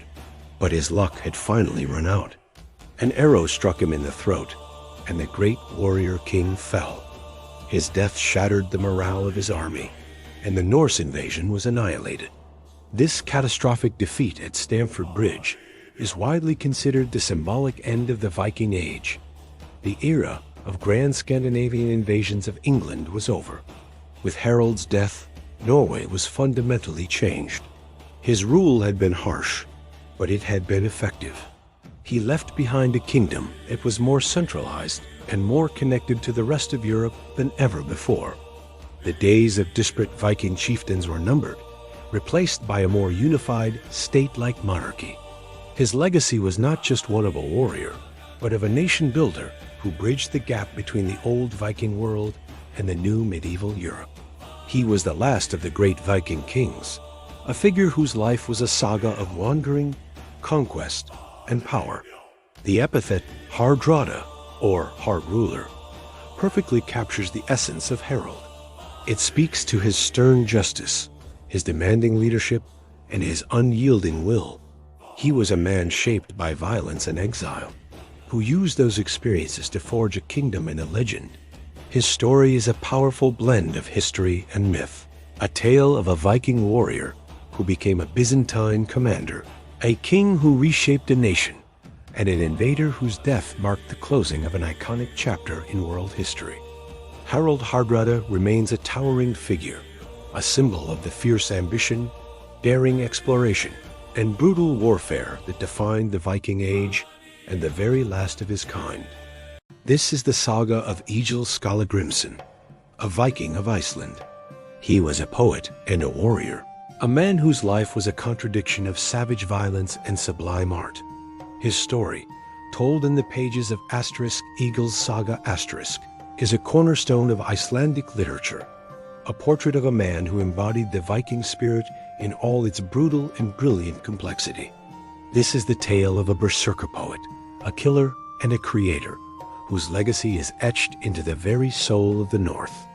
Egil's story begins not with him, but with the blood of his ancestors in the fjords of Norway. His lineage was one of formidable, often fearsome men. His grandfather was Ulfr, a man so large and strong that he was known as Gweldolf, or Evening Volf, because as the day waned, his temper would grow fierce and unpredictable, leading many to believe he was a shapeshifter. Kullululf was a landowner of great influence, a man who valued his independence above all else. His son, and Egil's father, was Skallagrim, a man who inherited his father's strength and stern, uncompromising nature. He was dark, bald, and imposing, a man of few words but swift action. This family, the Makramen clan, thrived on their own terms, wary of the centralizing ambitions of kings. Their fierce independence inevitably led them into conflict with the growing power of the Norwegian crown. King Harald Fairhair, the first to unite Norway under a single rule, demanded fealty and taxes, things Kodulf and Skallagrim were unwilling to give freely. After a series of escalating conflicts, including the king's men killing one of Skallagrim's brothers, and Skallagrim retaliating by killing two of the king's siege cousins, the family's position in Norway became untenable. Seeing no future but one of endless war or subjugation, Skallagrim, along with his aging father Kodulf, gathered their household and possessions and set sail from their ancestral lands. They followed the path of many other independent-minded Norwegians, heading west across the cold sea to the newfound land of Iceland. Kveldulf died on the voyage, but Skallagrim made landfall and established a large settlement at Borg, carving out a new life for his clan in the rugged, volcanic landscape. It was here, in this land of fire and ice, that his son Egil was born, a child of exile, destined to carry the family's defiant spirit into a new generation. From his earliest years, Egil was no ordinary child. He was large for his age, with the same dark, brooding features as his father, and possessed a temperament that swung wildly between sullen silence and explosive rage. The two sides of his future self, the warrior and the poet, manifested with shocking precocity. At the age of just 3, his father refused to take him to a feast, deeming him too unruly. Undeterred, the toddler found a horse, rode to the feast himself, and upon arrival was so well received for his audacity that he was invited to compose a poem, which he did on the spot. This was the birth of the Skald. The berserker was not far behind. A few years later, at age 7, while playing a ball game, a dispute with an older boy ended with Egil being struck. His response was not to cry or run home, but to find an axe and split the boy's skull, committing his first killing before he was even old enough to be considered a man. This shocking act revealed the dual nature that would define his entire life. In the Viking Age, men were often one thing or the other. They were warriors who fought for wealth and honor, or they were skalds, the court poets who crafted intricate verses to celebrate the deeds of those warriors. It was exceptionally rare for one man to be a master of both. Yet Egil was. His hands were equally skilled at gripping the hilt of a sword and at weaving the complex kennings and metaphors of skaldic poetry. He could compose a verse of dazzling beauty one moment and disembowel an enemy the next. This unusual combination made him an object of both fear and fascination, a man who navigated the world through both brute force and intellectual genius. His poetry was not a gentle art. It was a weapon, as sharp and deadly as his axe, used to praise his friends, insult his enemies, and bargain for his own life. The animosity that drove Skallagrim from Norway did not die with the journey to Iceland. It was inherited by Egil as a birthright. The primary target of this generational feud was King Harald Fairhair and his favored son, Eirik Bloodaxe. The conflict was constant and personal, a series of violent confrontations that spanned decades and crossed kingdoms. Egil's life became a tapestry of vendettas against Eirik and his formidable queen, Gunhild. These were not simply battles fought on a field. They were dramatic, outrageous acts of defiance. At one feast, Egil, feeling insulted, became murderously drunk, killed one of the king's men, and made a daring escape. On another occasion, suspecting a poisoned drinking horn was being offered to him, he carved magical runes onto it, causing the horn to shatter, and then proceeded to kill the man responsible. His defiance of Eirik Bloodaxe reached its zenith in Norway. After being declared an outlaw, Egil did not flee in shame. Instead, before sailing away, he landed on an island, erected a 9-sting escorn pole.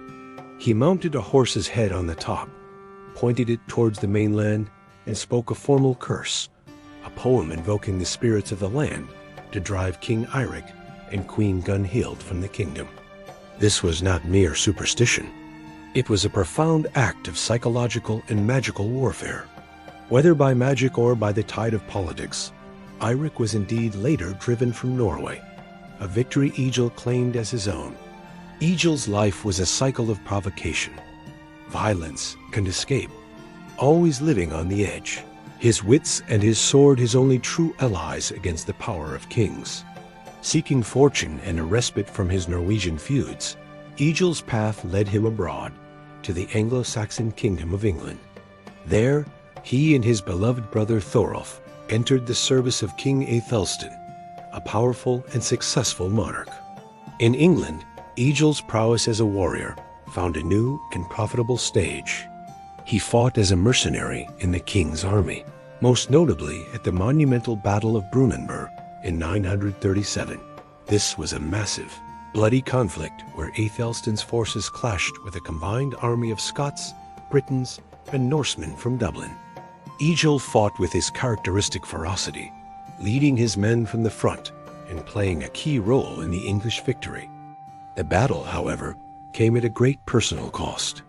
His brother Thorolf was killed in the fighting, a loss that devastated Egil. In the aftermath, as King Aethelstan rewarded his victorious commanders, Egil sat silent and grim, his face a mask of grief. The king, recognizing his sorrow, offered him a generous payment of gold and silver in compensation for his brother's death, as was the custom. Egil accepted the wealth, but the experience solidified his view of the warrior's life. A path to riches and renown, but one paved with sorrow and loss. He composed a powerful poem mourning his brother, and with his honor proven and his coffers full, he eventually left the king's service. His reputation as one of the great warriors of his age now firmly established far beyond the shores of Iceland and Norway. After a lifetime of roving and raiding, feuding and fighting, an aging Egil finally returned to Iceland to live out his final years. A fire of his youth had not been extinguished, but it now burned within a failing body. He grew old, frail, and blind, living at the farm of his adopted daughter. Yet, even in his decline, the old berserker poet remained a formidable and cantankerous presence. He was a living legend, the embodiment of a passing age. The savagery that had driven him to kill a boy at age 7 was still there, simmering beneath the surface. In one famous episode, frustrated by his blindness and the perceived disrespect of the household, he complained of being cold and was told to move closer to the fire. In his final years, he famously took the 2 chests of English silver he had earned from King Aethelstan and, with the help of 2 slaves, buried them in a secret location near his home, killing the slaves afterward to ensure the secret of his treasure died with him. Despite his cantankerous end, Egil's ultimate legacy was not his buried silver, but his immortal words. His greatest poems, such as the asterisk, Hefalausen asterisk, Head Ransom, composed to save his own life from his enemy Eirik Bloodaxe, and the asterisk Sanatorek asterisk, Lament for My Sons, a profound and heartbreaking poem of grief after losing 2 of his children, are masterpieces of Old Norse literature. They reveal the soul of the man beneath the warrior's armor, a man capable of deep love, profound sorrow, and existential despair. Egil Skallagrimsson died an old man, but his story did not end there. His clan thrived in Iceland, becoming one of its most powerful families. His poems were memorized and retold, passing from one generation to the next until they were finally written down. Through the saga that bears his name, the Viking who is both a monster and a genius, a killer and a poet, achieved a kind of immortality, his voice echoing down through the centuries as a testament to the wild, contradictory spirit of his age. Her story is not one of kings or warriors, but of a woman who walked to the edge of the known world and beyond. Her name was Gudrid the Far Traveler, and her saga is one of the most remarkable journeys of the Viking Age, a testament to the spirit of exploration that defined her people. Gudrid's story begins in Iceland during a time of immense hardship. The land was choked by famine and darkened by volcanic ash, a harsh environment that forged resilience in its people. From a young age, Gudrid was known not just for her beauty, but for her sharp mind and unwavering determination. Yet, a shadow of prophecy hung over her. Osiris had foretold a great but complex destiny, a path that would lead her far from the familiar shores of her homeland. This mysterious fate set her apart, marking her as someone destined for extraordinary things, for better or for worse. It was a burden and a promise, a whisper of the incredible journeys that awaited her across the vast, uncharted waters of the world. The first great turn in her life came when her father Thorbjorn decided to join an ambitious expedition. The famed Eric the Red was leading a new wave of colonists to a vast, icy land he called Greenland. For Gudrid, this was the beginning of her travels. The voyage across the North Atlantic was a brutal trial by ice and water. Ferocious storms battered the small fleet of longships, and the unforgiving sea claimed several vessels, swallowing them whole.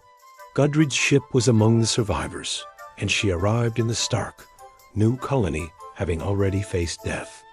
In this rugged frontier society, she quickly distinguished herself, not with a sword, but with a quiet strength and calm leadership that earned the respect of the hardened Norse settlers. Life in Greenland was a constant struggle for survival. Gudrid soon married Thorstein, the youngest son of Eric the Red, linking her to the most powerful family in the colony. But happiness was fleeting in this harsh land.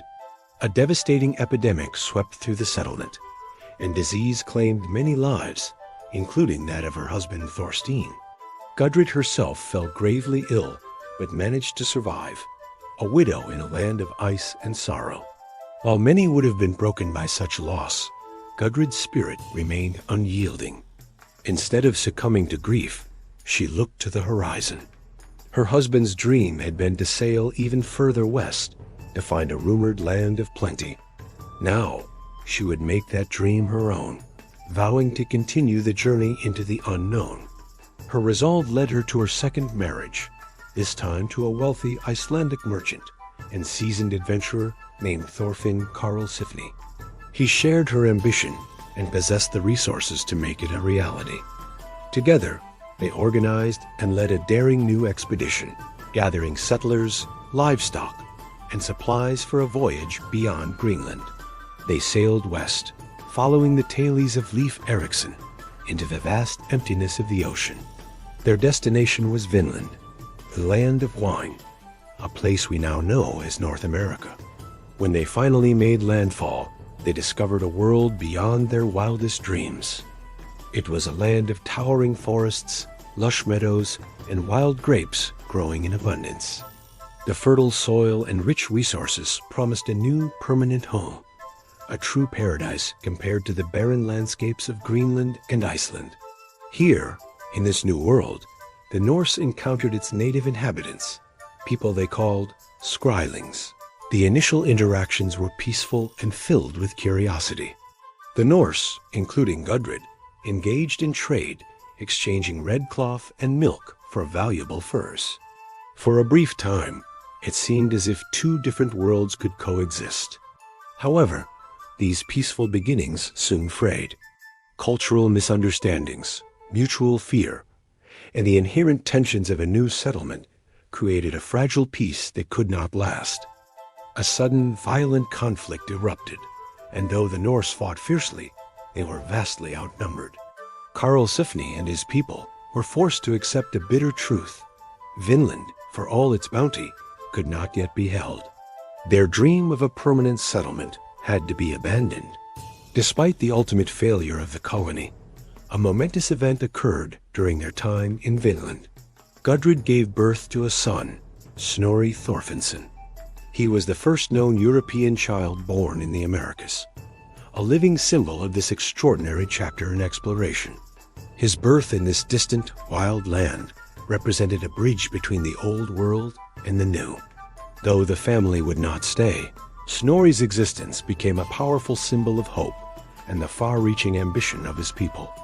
His story, intertwined with his mother's, became a legacy of what was possible, a tale of a new generation born at the farthest edge of the Viking world.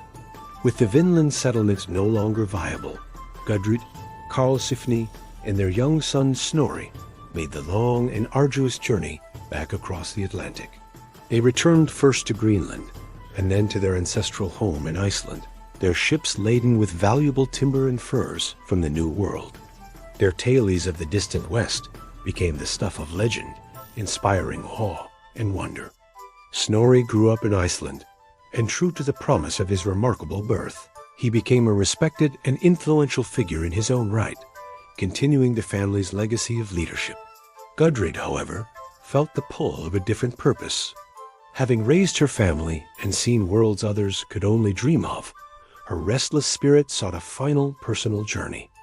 In her later years, with her children grown and her husband passed, Gudrid undertook her most astonishing voyage yet. Traveling alone, she embarked on a pilgrimage to Rome, the heart of Christian Europe.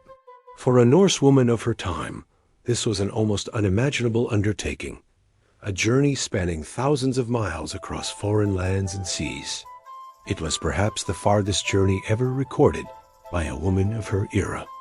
After returning to Iceland from this final great adventure, Gudrid became a nun, retreating to a quiet life of reflection. In the solitude of the cloister, this woman who had crossed oceans and seen the birth of a new world dedicated her final years to her faith, her life a tapestry of incredible contrasts. Her descendants, carrying the blood of the first European born in America, would go on to shape Icelandic history for centuries, with lineages tracing to powerful bishops and even European nobility. Gudrid's name was never forgotten. The Skalds, the great poets of the North, immortalized her with a title that perfectly captured her life, the Far Traveler. She was the woman who had walked the world.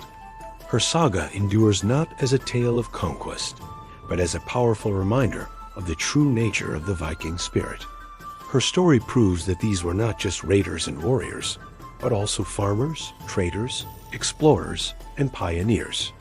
They were men and women of incredible courage and vision, who dared to sail beyond the horizon in search of a new life. And among them, Gudrid stands as one of the greatest travelers of all. In the late 10th century, Norway was not a single kingdom, but a patchwork of territories ruled by powerful chieftains known as jarls.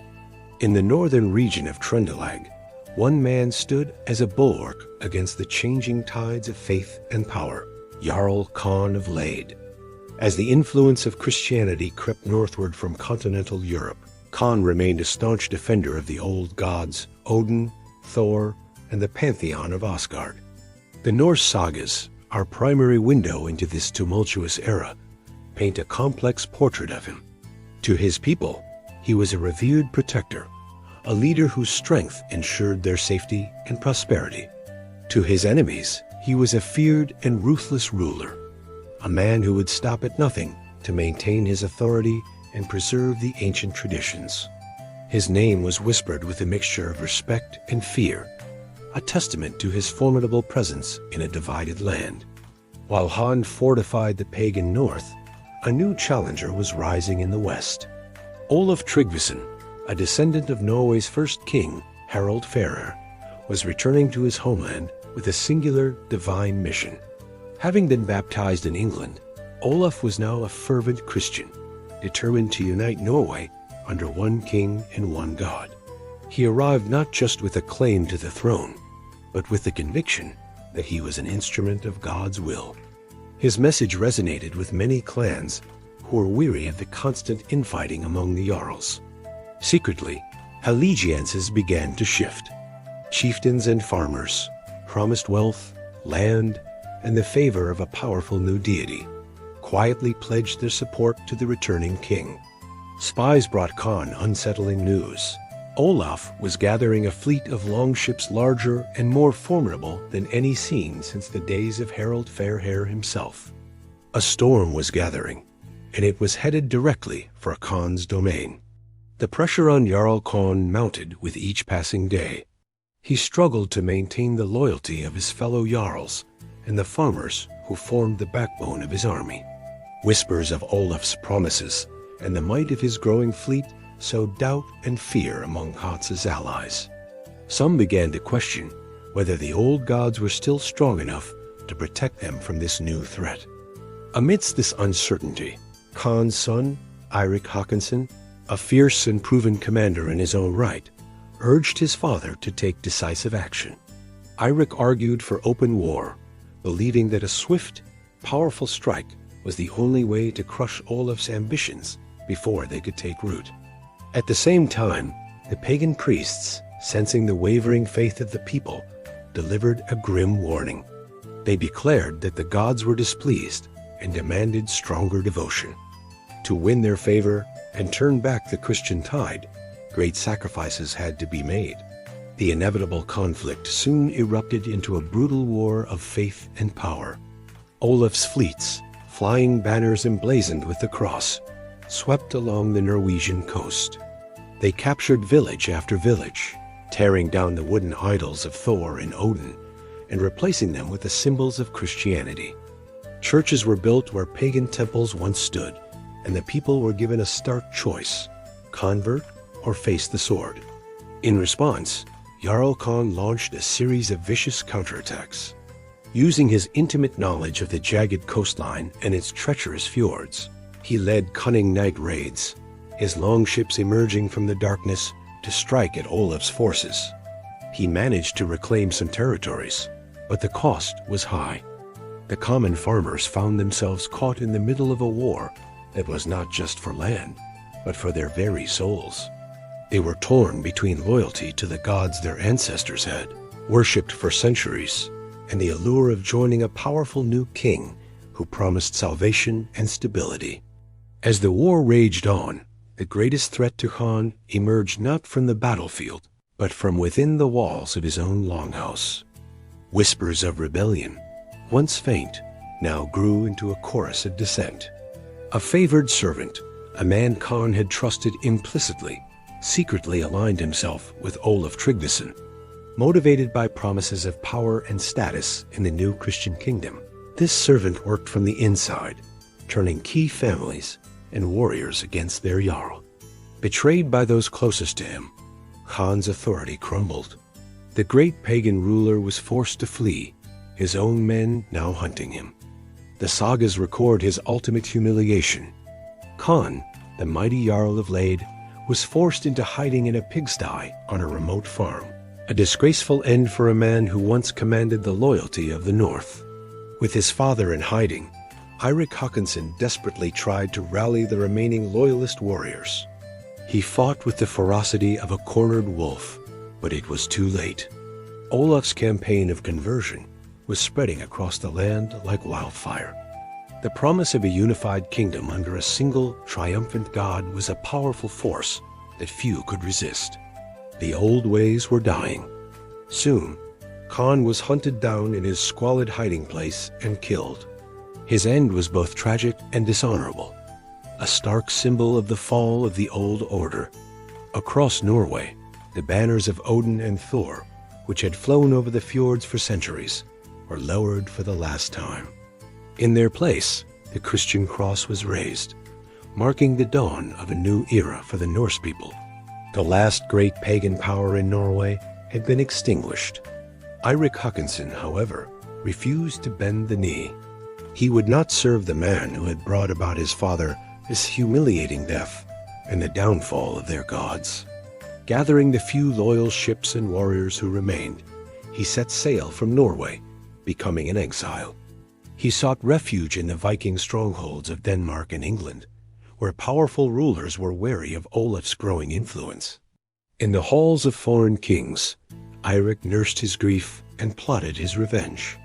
He vowed that he would one day return to Norway, not just to reclaim his family's lands and titles, but to restore his father's honor. This vow of vengeance would not be an empty one. Eirik's exile set the stage for one of the most legendary naval conflicts in Viking history, the Battle of Svolder, where he would finally confront Olaf Tryggvason and attempt to settle the blood debt between their families. In the years that followed, the bards and skalds of Scandinavia sang conflicting tales of Jarl Khan's life and fall. In some songs, he was remembered as a cruel tyrant, a lecherous ruler whose hubris and brutality led to his own well-deserved demise. These were the stories favored by the new Christian kings, a narrative that justified Olaf's conquest and painted the old pagan ways as barbaric. But other sagas told a different story. in the halls of those who secretly clung to the old beliefs. Khan was immortalized as the last great defender of ancient Norse faith, a tragic hero who fought to the bitter end to protect his people as heritage from foreign influence. His story became a powerful symbol of the great turning point in Scandinavian history, the dramatic and often violent transition where the old gods were dethroned by kings, and an ancient culture was forever changed. Under the strange glow of a lunar eclipse, a quiet fell over the fjord village. It was not the usual peace of the night. This was a deep, unnatural silence. One by one, every person in the village fell into a profound sleep, as if touched by a spell they could not resist. The fires in the hearths burned low. The dogs stopped barking, and the world seemed to hold its breath, caught in the moon's shadow. The eclipse passed, and the stars returned to their rightful places in the sky, but the village remained frozen in its slumber. When the first light of dawn touched the snow-capped peaks, only one person stirred. Her name was Yrsa, a young healer known for the silver scar that cut across her eye, a mark left by a childhood accident. As she woke, a strange feeling washed over her. The silence was too complete, too heavy. Then, carried on the wind from the distant mountains, she heard them. Faint whispers, calling her name, pulling her toward the cold, high peaks. Yrsa walked through the silent streets of her home, her heart pounding with a growing sense of dread. She went from longhouse to longhouse, her footsteps the only sound in a village frozen in time. Inside, she found her friends and family, their chests rising and falling with shallow breaths, but they were lost in a sleep no remedy could break. She tried shaking them, calling their names and burning sacred herbs, but nothing worked. The villagers were trapped somewhere between life and death, their spirits locked away. Yrsa felt a heavy weight settle on her shoulders. She looked at her reflection in a pail of water, at the silver scar that seemed to shimmer in the morning light. She believed this was no random curse. The gods had chosen her for a reason, marking her for a task that only she could complete. Desperate for answers, she sought out a wandering Velva, an old seeress who was rumored to read the threads of fate. The Volva looked at Yrsa with ancient eyes and revealed a cryptic prophecy. To reclaim the sun of life, you must embrace the moon of death. With the seeress's words echoing in her mind, Yrsa knew she could not stay. She had to venture into the wild north, toward the mountains where the whispers originated. She packed a small bag with herbs and a waterskin, her healer's instincts mixing with a newfound, terrifying purpose. She was not alone for long. The first to join her was Eric, a warrior known as Bare Heart for his immense strength. But beneath his powerful exterior, he was tormented by a crippling guilt over a past battle where he was the sole survivor. He felt the curse was a punishment he deserved, and hoped to find redemption by helping Yrsa. Soon after, they met Frey, a young thrall who had recently escaped a cruel master. Frey possessed a rare gift, the ability to speak with animals, and the creatures of the forest guided him to Yrsa's path. He saw a chance for true freedom in her quest, a way to forge his own destiny. Each of them carried a personal burden, a deep wound in their soul that was mysteriously connected to the sleeping sickness that had claimed the village. Together, the three companions of fate turned their faces to the north and began their journey. Their path led them onto the dead roads, forgotten trails that were only visible under the pale light of the moon. These were not ordinary paths. They were haunted by the spirits of the dishonored dead, souls who were denied entry to the afterlife. The air grew cold, and ghostly figures drifted through the ancient trees, their mournful cries filling the night. To pass, the spirits demanded a toll, but they did not want gold or food. They wanted memories. As Yrsa, Eric, and Frey traveled deeper into the spectral realm, they found pieces of their past being stripped away. Eric began to forget the faces of the comrades he had lost, their names turning to smoke on his tongue. Frey struggled to remember the warmth of his mother's smile. Yrsa, too, felt the drain, her childhood memories becoming blurry and distant. It was during a confrontation with a powerful spirit that Yrsa learned the truth. The curse was not a random act of divine anger. It stemmed from a broken oath, an ancient promise made between her own ancestors and the forgotten goddess of the moon. Her bloodline was at the very heart of the village's suffering. Following the whispers that had grown stronger with each step, the companions finally arrived at their destination, a colossal glacier mountain that pierced the clouds. Hidden deep within the ice was a half-forgotten temple, its walls carved with glowing runes that pulsed with an otherworldly light. The air inside was still and ancient, filled with the scent of cold stone and magic. As they ventured into the central chamber, a figure emerged from the shadows. It was a priestess, her skin as pale as fresh snow, and her eyes reflecting the endless stars of the night sky. She offered them salvation for the village, but her smile hinted at a terrible price. Before the choice could be made, the temple tested them. Eric was thrown into a vivid vision, forced to relive the battle that had haunted him for years, facing the accusing specters of his fallen comrades. Frey, in turn, was confronted by a spectral form of his old master, whose cruel words sought to drag him back into the despair of his former life. They had to face their deepest fears to prove they were worthy of an audience with the goddess herself. After surviving their trials, the Lunar Queen finally appeared before them, her presence filling the temple with a cold silver light. She was beautiful and terrifying, the moon personified. With a voice that was both melodic and as sharp as ice, she revealed the whole truth. Long ago, Yrsa's ancestors, who were powerful mages, had entered this very temple and stolen a fragment of sacred magic from the goddess to bring prosperity to their village. This act of theft created a deep wound in the cosmic balance. The curse was not a punishment, but a consequence, the goddess's attempt to reclaim what was hers. To heal the world and save her people, the stolen magic had to be returned, but it had become intertwined with Yrsa's own bloodline. The goddess presented the choice. Yrsa must sacrifice her own soul and mortal existence to become the moon as eternal guardian, binding her spirit to the temple forever. This was the only way to sever the connection and release the villagers. If she refused, her people would not just die. They would wither away into nothing, their memory completely erased from the world as if they had never existed at all. Standing before the goddess, Yrsa looked into the cosmic abyss reflected in her eyes. She thought of her mother and father, of the children she used to treat for fevers, and the elders whose stories she loved to hear. She saw their sleeping faces so peaceful yet so fragile. The choice was clear, though it broke her heart. There was no other way. With a final, sorrowful look at Eric and Frey, she nodded her acceptance. She bid a silent farewell to her loved ones, sending her love out into the world one last time, a prayer whispered from her soul. As she surrendered herself to the goddess, a blinding white light erupted from the temple, so bright it turned the night into day. The energy shot across the sky, a silver arrow streaking back toward the fjord.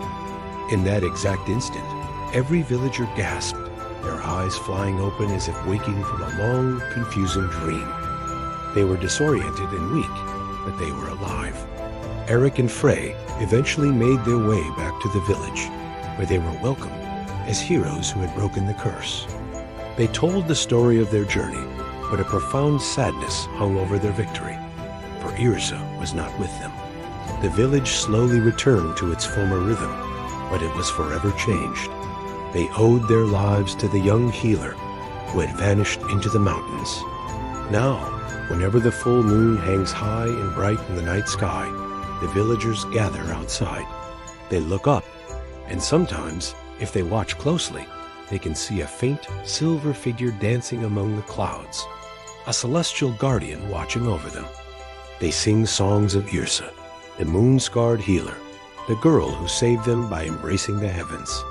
Her story became a legend, passed down through generations. Yrsa was no longer just a memory. She had become a protector spirit. Her presence is felt on the wind, a guiding light for lost travelers and a haunting chill for those with malice in their hearts. From her place in the night sky, she is forever watching over the people she loved, her sacrifice a constant, shimmering reminder of her heroic surrender.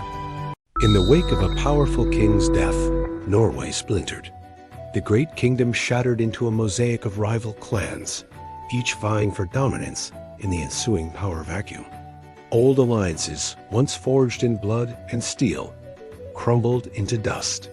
Raiders, emboldened by the chaos, descended upon villages that were once considered allies, their longships cutting through the fjords like sharks through water.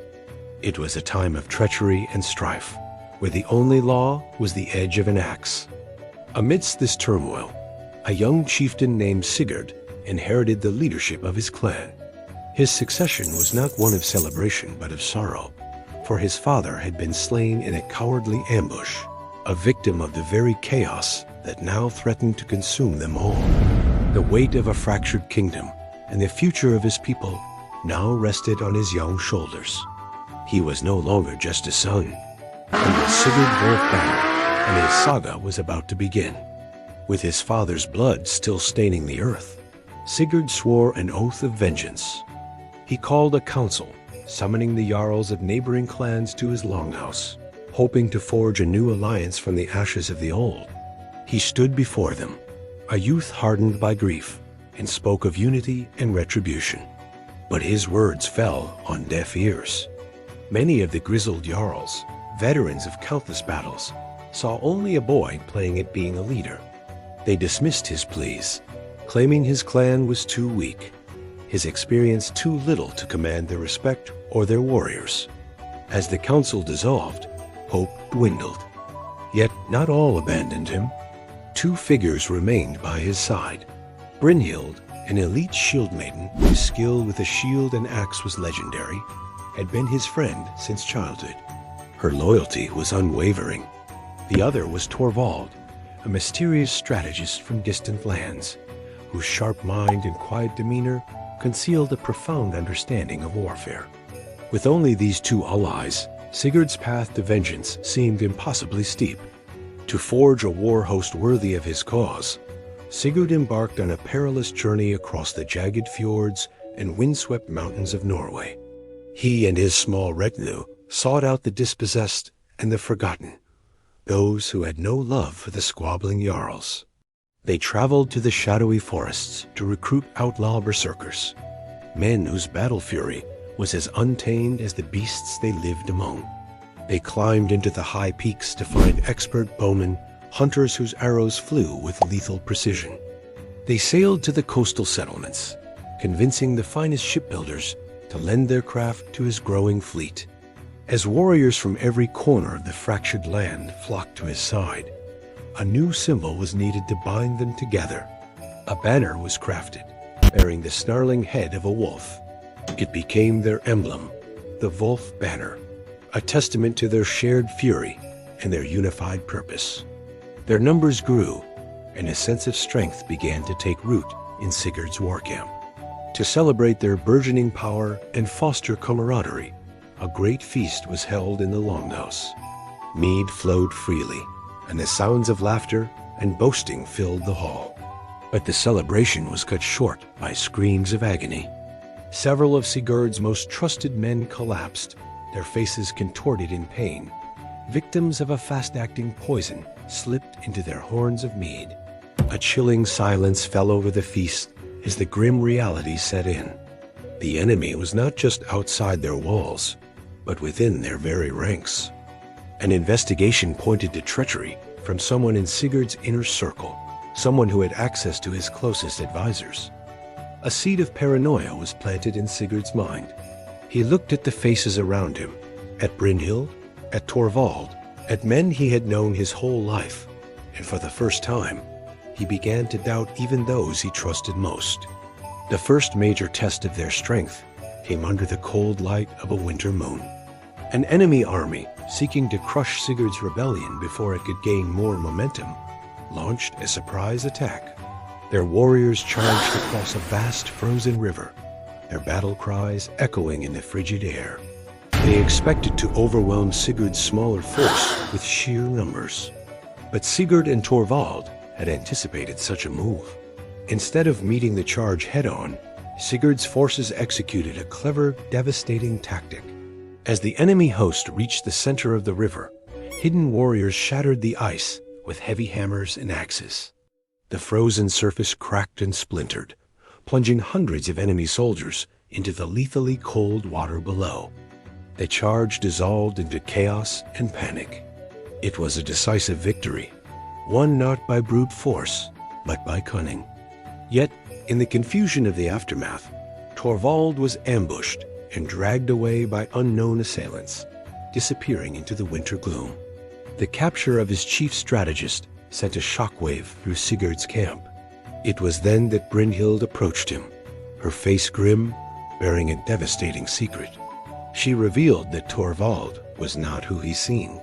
He was, she claimed, the bastard son of the very enemy Jarl they fought against.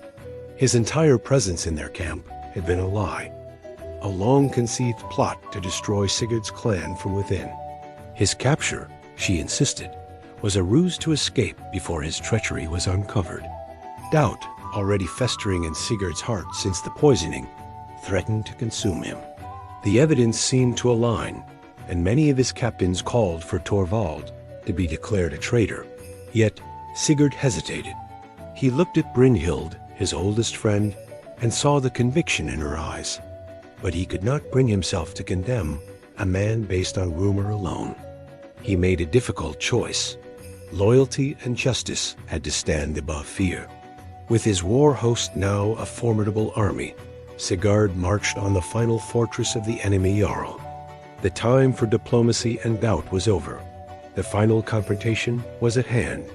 As his army prepared for a massive siege, Brynhild, still determined to prove Torvald's guilt, volunteered for a dangerous mission.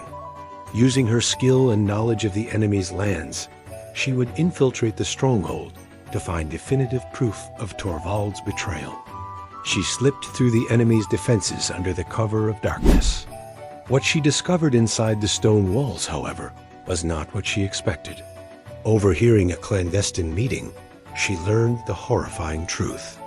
The true traitor was not Torvald, but Sigurd's own uncle, the very man who had positioned himself as a loyal advisor after Sigurd's father's death. It was he who had orchestrated the ambush that killed the old king, hoping to seize power for himself. As dawn broke, Sigurd's army stormed the fortress gates. The siege was brutal and swift, the fury of the Wolf Banner's host overwhelming the fortress's defenders. Sigurd fought his way through the chaos, his mind set on a single purpose. He found his uncle in the great hall, standing before the Jarl's high seat. There, amidst the clash of steel and the cries of the dying, uncle and nephew confronted each other. It was a duel, not just of axes, but of words. The uncle spat accusations of foolish ambition, while Sigurd championed the cause of loyalty and honor. Their final battle was a whirlwind of rage and grief, ending only when Sigurd, avenging his father and his clan, struck his uncle down. With the fall of the false lord, Sigurd reclaimed his family's honor. The remaining clans, witnessing his strength and integrity, bent the knee, uniting at last beneath the Wolf Banner. A great thing, an assembly of all the Jarls of the North, was held on the fields where the final battle was won. Recognizing his leadership and the justice of his cause, the chieftains unanimously declared Sigurd the new High King of a united Norway. Standing before his people, Sigurd dispensed his first royal judgments. Torvald, who had been rescued during the siege, and whose loyalty was now proven beyond all doubt, was cleared of all suspicion and named Sigurd's war chief, his tactical genius finally given its due respect. An age of peace and unity seemed to dawn for the North. The saga of Sigurd Wolf Banner had reached its triumphant climax. But as the kingdom celebrated its newfound stability, lookouts on the coast spotted unfamiliar sails on the horizon. A new power was approaching from across the sea, promising that the struggles of the north were far from over. In a remote fjord, where the sea meets the sky, a village teetered on the brink of ruin. The crops failed, turning black in the soil, and the once bountiful waters grew eerily still, the fish having vanished without a trace. A chill, deeper than any winter, settled over the hearts of the people. Whispers turned to desperate prayers as they feared the gods had abandoned them, their sacrifices and songs no longer reaching the halls of Asgard. Among the despairing faces was a young explorer, Leif Ironstep. While others looked to the heavens for answers, Leif's gaze was fixed on the horizon. He dreamed not of divine intervention, but of charting the unknown, of discovering new lands and resources that could breathe life back into his dying home. One evening, as the villagers huddled around their dwindling fires, a figure emerged from the mist, a wandering skald, his face a roadmap of ancient tales, his eyes holding the wisdom of 1,000 journeys. He carried with him a tattered, salt-stained map, a fragment of a forgotten age. Unfurling it with trembling hands, he spoke of a myth whispered only in the farthest corners of the north, the Crystal Mountain. He claimed it was a place of impossible power, a peak that held a divine source of warmth and light, a direct blessing from Freya herself. But his words came with a chilling prophecy. "Those who seek the mountain's gift," he croaked, his voice like grinding stones, "must be prepared to leave a part of their soul behind on its icy slopes." The skald's tale ignited a spark in Leif's heart. Hope, dangerous and bright, took root. He knew this was their only chance. He began to gather a crew, not of the strongest or most seasoned warriors, but of those with something to prove. First was Ingrid, a shield maiden whose courage was as sharp as her axe, her spirit untamed by the village's despair. Then came Soren, a young carpenter whose hands could shape wood into wonders, yet whose talent was overshadowed by the doubts of others. Finally, there was Arnulf, a stoic berserker, a mountain of a man haunted by a past he sought to redeem. He joined the quest not for glory, but for a chance to find peace. As they prepared their longship, the village elder bestowed a blessing upon them, but his eyes held a deep-seated fear. He warned them of the journey ahead, of the ancient things that slumbered above the clouds, and the price the mountain always demands. With the elder's words echoing in their ears, they pushed off from the shore, their longship cutting through the icy gray waters. Their voyage took them toward the edge of the world, into a realm of myth and legend. Giant icebergs, like floating fortresses of a forgotten kingdom, drifted past them. They navigated storms that seemed to rage with a malevolent intelligence, the waves crashing against their hull like the fists of angry gods. The nights were even more unsettling. The aurora borealis, the northern lights, danced across the sky, but not with their usual ethereal grace.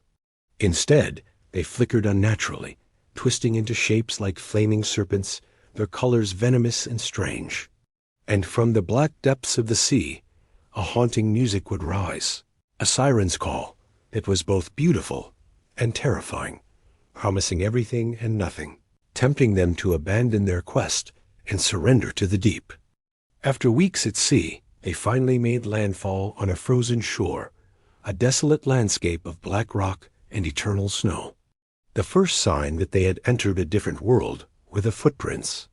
They were enormous, pressed deep into the frozen earth, each one the size of a small boat. As they ventured inland, they discovered the ruins of a forgotten civilization. Giant-sized armor, rusted and broken, lay half-buried in the snow, alongside colossal weapons that no mortal could ever hope to wield. It was here that Ingrid's knowledge of the old ways proved vital. She found ancient runes carved into a towering stone monolith. As she traced the symbols, her voice hushed with awe and fear. She deciphered the story of a cataclysmic war fought eons ago, a war between the gods and the giants, with the Crystal Mountain itself as the prize. They were treading on the graveyard of titans. Leaving the land of the giants behind, they began their ascent. The Crystal Mountain loomed before them, its peak shrouded in swirling, unnatural clouds. A strange phenomenon occurred. The higher they climbed, the warmer the air grew. Steam hissed from deep cracks in the ice, and the frozen ground beneath their feet began to thaw. But the mountain's warmth was not a welcoming embrace. It was a fever dream. The air itself seemed to shimmer with illusions. Whispers on the wind took the form of loved ones calling their names, begging them to turn back. Paths that were clear one moment would vanish the next, and the very fabric of reality seemed to bend and twist around them. The mountain was testing them, preying on their deepest fears and desires. For Arnulf, the silent berserker, the psychological toll was too great. He stopped, his eyes wide with the vision only he could see, a phantom from his past, offering the redemption he so desperately craved. He cried out, and without a word to his companions, vanished into the thick swirling clouds. Heartbroken but resolute, Leif, Ingrid, and Soren pressed on, climbing above the clouds into a world of impossible light. At the summit, they found not a peak of rock and ice, but a vast, glowing chamber. Gigantic crystal pillars pulsed with an inner luminescence, casting rainbows that danced on the walls of a cavern that felt like the heart of a living star. In the center of the chamber, an entity began to form from the swirling light and energy. It was not a creature of flesh and bone, but a guardian, a living embodiment of the mountain's ancient power. Its voice was not sound, but a thought that echoed directly in their minds, ancient and powerful. It acknowledged their struggle and their courage, but confirmed the Skald's warning. To grant its power to mortals, to share the eternal flame that warmed the mountain, it demanded a sacrifice, a soul for a soul. The guardian's demand hung in the crystalline air. It offered them the choice. One of them must be sacrificed to save the many. Ingrid gripped her axe, ready to offer her own life. Soren, pale but determined, stepped forward, willing to give up his future. But Leif, as their leader, held up his hand, refusing. He would not sacrifice his friends. He would not trade one life for another, no matter the cost. He looked at the radiant guardian and made a counteroffer. He would not give his life, but something far more precious. He offered his memories. He would surrender his past, every recollection of his family, his home, the faces of his friends, the very reason he had embarked on this perilous journey. He would give up his soul not in death, but in life. A silence fell upon the chamber. The guardian, perhaps moved by this unprecedented choice, agreed. The light flared, and as a single shard of eternal flame was released into Leif's hands, his past was wiped away, leaving only an empty vessel with a hero's resolve. They returned to their village not as a triumphant crew, but as a somber trio. The shard of eternal flame was placed in the heart of the settlement, and its divine warmth spread across the land. The crops grew green and strong, the sea teemed with fish once more, and life returned to the fjord. Leif was hailed as a savior, a hero of legend. They held feasts in his honor, sang songs of his bravery, but he stood among them as a stranger. He saw the joy in their faces, but felt no connection. He heard his name, but did not recognize it as his own. He saved his people, but at the cost of his own identity. Ingrid and Soren stood by his side, the keepers of his story, forever reminding him of the man he once was. His name became a legend whispered for generations. Leif Ironstep, the warrior who saved his people by surrendering everything he was. His sacrifice became the eternal flame that not only warmed their land, but also burned brightly in their collective memory. In the heart of the Viking Age, a time etched in frost and fire, our story begins under a sky bleeding crimson. A comet, the color of a fresh wound, tore through the tapestry of the night, a harbinger of chaos and change. The people of the Northlands, hardy folk accustomed to the whims of cruel gods and colder winters, looked up in a mixture of awe and terror. They knew it was an omen, a sign from the Aesir themselves. In a smoke-filled longhouse, where shadows danced like spirits, an ancient Valva, a seeress whose eyes held the wisdom of ages, fell into a trance. Her voice, a rasping whisper that carried the weight of prophecy, spoke of a new age. An age of iron and blood, of betrayal sharp as a serpent's tooth, and of discoveries that would reshape the very world. She spoke of a warrior, a child born under the raven's shadow, destined to rise from obscurity and carve a saga into the annals of history. The gods, she claimed, whispered his name on the winds, a name that would one day echo from the fjords of Scandinavia to the shores of unknown lands. This is the world of the Norsemen, a fractured land of warring jarldoms scattered across the rugged landscapes of Scandinavia. Here, life is a constant struggle. The winters are long and unforgiving, turning the land to ice and pushing communities to the brink of starvation. Resources are scarce, and what little there is fiercely contested. Alliances are forged in mead halls and sealed with oaths, but they are as brittle as winter ice. Rivalries fester for generations, passed down from father to son, often erupting into brutal conflicts where the only law is the edge of an axe. In this world, honor is a man's most valuable possession, worth more than gold or land. A slight against one's family can ignite a blood feud that consumes entire clans. And weaving through it all is the concept of word fate. The Norse believe their destinies are spun by the Norns, cosmic beings who decree the length and path of every life. A man can fight, he can rage against his fate, but he cannot escape it. And above all, the gods watch: Odin, Thor, Freya. Their influence is felt in every storm, every battle, every birth. They are not distant deities. They are active participants, their whims and interventions shaping the lives of mortals. This is the saga of Eirik, the Ravenborn. Our story finds its heart in a small, windswept village nestled between a dense, dark forest and a steel-gray fjord. This is the home of Eirik. He is not a jarl's son, nor a famed warrior.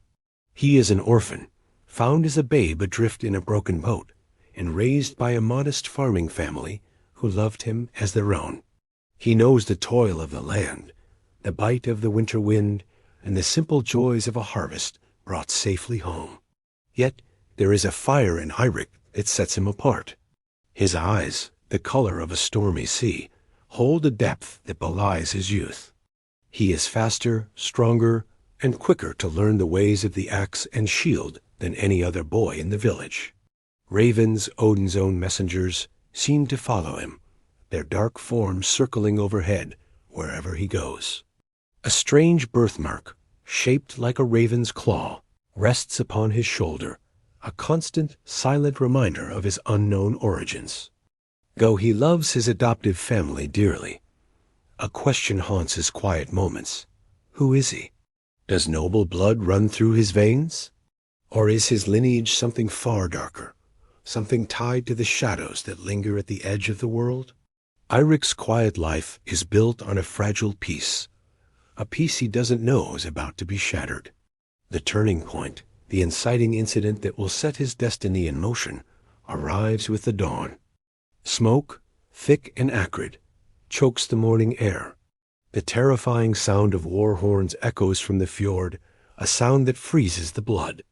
Out of the morning mist, long ships slice through the water, their dragon prows snarling. They bear the sigil of Jarl Ragnar the Cruel, a notoriously ambitious and ruthless chieftain from a rival jarldom to the north. Ragnar's raiders swarm the beach like a plague of locusts, their axes and swords glinting in the rising sun. They are not here for tribute. They are here for annihilation. The village's few able-bodied men, farmers and fishermen, grab their hunting spears and wood axes, forming a desperate shield wall to protect their homes and families. It is a brave but futile stand. Eirik, no longer a boy, but not yet a man, fights with a fury that surprises even himself. He moves with an instinct he didn't know he possessed, his training axe becoming a deadly extension of his arm. He sees his adoptive father, A kind, gentle man who taught him how to sow seeds and mend nets, stand bravely against a towering berserker. He shouts a warning, but it's too late. With a sickening crunch, the berserker's axe cleaves through the old farmer's shield and bites deep. A primal scream tears from Eirik's throat. It is a sound of pure, unadulterated rage and grief. The world narrows to a single point, the man standing over his father's body. Something ancient and wild awakens within him. The strength of a bear, the speed of a wolf. He charges, his movements a blur of controlled chaos. He dodges a wild swing and buries his own axe in the berserker's side. The giant falls, shock and disbelief in his dying eyes. But one victory cannot turn the tide of a massacre. All around him, Eirik sees his world burning. His home, his life, his family, all turn to ash and blood. He watches in horror as the raiders drag his adoptive mother and younger sister away, their screams lost in the din of battle. He is helpless, wounded, and utterly broken.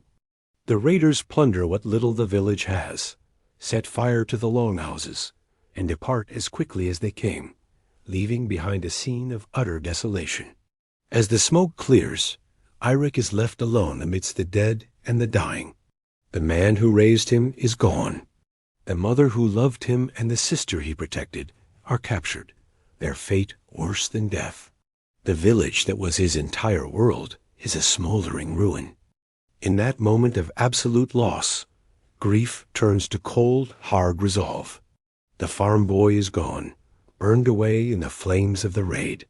In his place stands a survivor, a young man with nothing left to lose and a heart filled with a burning need for vengeance. He kneels by his father's side, closes the man's lifeless eyes, and makes a solemn vow upon the hilt of a fallen warrior's sword. He will find Jarl Ragnar. He will rescue his family, and he will have his revenge. He will become the warrior the Volva prophesied. This is not just a promise. It is his new fate, his word. The path is set. The saga of Eirik Ravenborn has truly begun. His journey will take him from the ashes of his home into the heart of the brutal political world of the Vikings, where he must become a leader, a legend, and perhaps the very storm the gods have been waiting for. In the heart of a once thriving fjord, a shadow has fallen. Where laughter once echoed across the water, now only a chilling silence remains. The people of our village live in fear, their days marked by unexplained disappearances. One day, it's a lone fisherman, his boat found adrift. The next, a shepherd vanishes from the high pastures. Our livestock are found lifeless, not a mark on them, yet drained of all blood. The elders whisper tales of pale, ghastly figures lurking just beneath the water's surface, their eyes like cold, dead stars. But while they whisper, I, Arvid, will act. I swear on the spirits of my ancestors that I will uncover the source of this darkness and banish it from our homes. The time for fear is over. The time for answers has come. Our village seer, a woman whose eyes see beyond the veil of this world, points a trembling finger towards the misty island that looms in the fjord. Upon it sits a great barrow, a burial mound from the age of our grandest conquests, a time when Viking longships ruled the waves. For generations, it has lain untouched, a monument to the dead. But the seer claims the dead no longer rest. She says the barrow is now a throne room for a Draugr king, a restless warlord from a forgotten era, awakened by a greed so powerful it defied death itself. And we believe her, for every night, when the moon is high and the world is still, we hear it an eerie, rhythmic drumming that echoes across the water. A heartbeat from the grave, calling its soldiers to rise. The island is cursed, and its curse is spreading. To face a king of the dead, one cannot go alone. I knew I needed a fellowship bound by more than just blood. First, I sought out my own brother, Konrad. He's strong and a capable warrior, but his heart is filled with skepticism. He scoffed at tales of the walking dead, yet he agreed to come. more for the glory he imagines than the danger he believes. Next, I found Runa, the finest huntress in the fjord. Her eyes miss nothing. Her steps are silent as the falling snow, and her aim is as true as the North Star. She understands the ancient ways and knows the balance we must restore. Finally, I journeyed to the outcast's hovel at the edge of the woods to find Kekel, an old sorcerer exiled for dabbling in forbidden magic. His knowledge of runes and the weaknesses of the undead is our only true advantage. Together, we are a strange alliance, a believer, a skeptic, a hunter, and a mage. We began our preparations, etching sacred runes of protection onto our shields, anointing our blades with blessed oils, and most importantly, forging arrowheads and spear tips with silver, the one metal the Draugr are said to fear. The journey to the island was a descent into a waking nightmare. A thick, unnatural fog, cold and clammy, rose from the fjord, choking the air and clinging to our longship like a shroud. It was more than just mist. It was a living presence. Whispers slithered through it, clawing at the edges of our minds, speaking of our deepest fears and greatest doubts. Canute gripped his axe, his skepticism wavering. Ekel chanted softly, his voice a fragile shield against the encroaching dread. When our boat finally scraped against the island's shore, the air grew even colder. Ancient runnestones, half buried in the soil, pulsed with a faint, sickly blue fire, marking a path toward the barrow. It was Runa who made the first terrifying discovery. She knelt, pointing to the damp earth. Footprints, not human, but dragging, heavy tracks. They didn't lead towards the barrow, as grave robbers would. They led out of it. The dead were already walking. We advanced with weapons drawn, the silence of the island broken only by the crunch of our boots on cursed soil. Then the ground began to tremble. From the unmarked graves surrounding the great barrow, skeletal hands clawed their way out, followed by desiccated bodies clad in rusted mail. The Draugr warriors rose, their eye sockets glowing with the same malevolent blue light as the runnestones. The battle was instant and chaotic. Their strength was unholy, their movements unnaturally fast. We fought back to back, a desperate whirlwind of silver and steel against rotting flesh and bone. Finally, breaking through the undead legion, we stormed the entrance of the barrow. Inside, the air was thick with the stench of death and ancient treasures. And there, upon a throne of skulls and tarnished gold, sat the Draugr king. He was immense, a former warlord whose malice had preserved him in undeath. He turned his burning gaze upon me, not with aggression, but with a chilling proposition. He offered me a place at his side, to rule with him as an eternal conqueror, to share in the spoils of a world brought to its knees. The Draugr king's voice was a venomous whisper, promising endless power and riches beyond imagination. The hoard of gold and jewels piled around his throne glinted in the torchlight, and I saw a dangerous hunger ignite in my brother's eyes. As I prepared to refuse the cursed offer, Canute suddenly turned, his axe swinging not at the undead, but at me. He screamed that he was tired of our small life, of struggling for scraps. He would take the king's offer, even if it meant an eternity of damnation. His betrayal shattered our shield wall. The Draugr swarmed us, and for a moment, all seemed lost. Runa was overwhelmed, and I was parrying my own brother's furious attacks. It was then that Ekel, the old sorcerer, made the ultimate sacrifice. With a final defiant cry, he smashed his vials of blessed oil at the foot of the throne. The cursed treasure, a catalyst for the king's power, erupted in a blaze of holy fire, incinerating scores of the undead in a cleansing inferno. Ekel's sacrifice bought us precious seconds. The flames raged, momentarily holding back the Draugr horde. I looked at Canute, his face twisted by greed, his eyes no longer those of my brother, but of a monster. He was the anchor of the curse now, his mortal greed feeding the king's power. There was no reasoning with him, no saving him. With a heart heavier than any stone, I understood what I had to do. I was not just fighting for my village anymore. I was fighting for my brother's soul. I dodged his wild swing, my own blade finding its mark. As Canute fell, the last of his humanity returned to his eyes in a fleeting moment of regret. His death broke the pact. The Draugr king let out a final agonizing howl, not of pain, but of rage. His connection to the mortal world severed. He and his vast treasure crumbled into a mountain of dust and ash, his promises of an inevitable return echoing in the sudden silence of the tomb. We returned not as conquerors, but as solemn survivors. Runa and I gathered the bones of Ekel and Canute, determined to give them the proper rights they deserved, to ensure their spirits would find peace, not the restless damnation that had consumed this island. The fog over the fjord lifted with the rising sun, and the waters seemed to clear for the first time in months. Our village was safe. The disappearances stopped, and the sounds of life slowly began to return. But I am forever changed. I brought peace to my people, but I carry a war within my own soul. The shadows I fought now live inside me, a constant reminder of the brother I lost and the sacrifice that was made.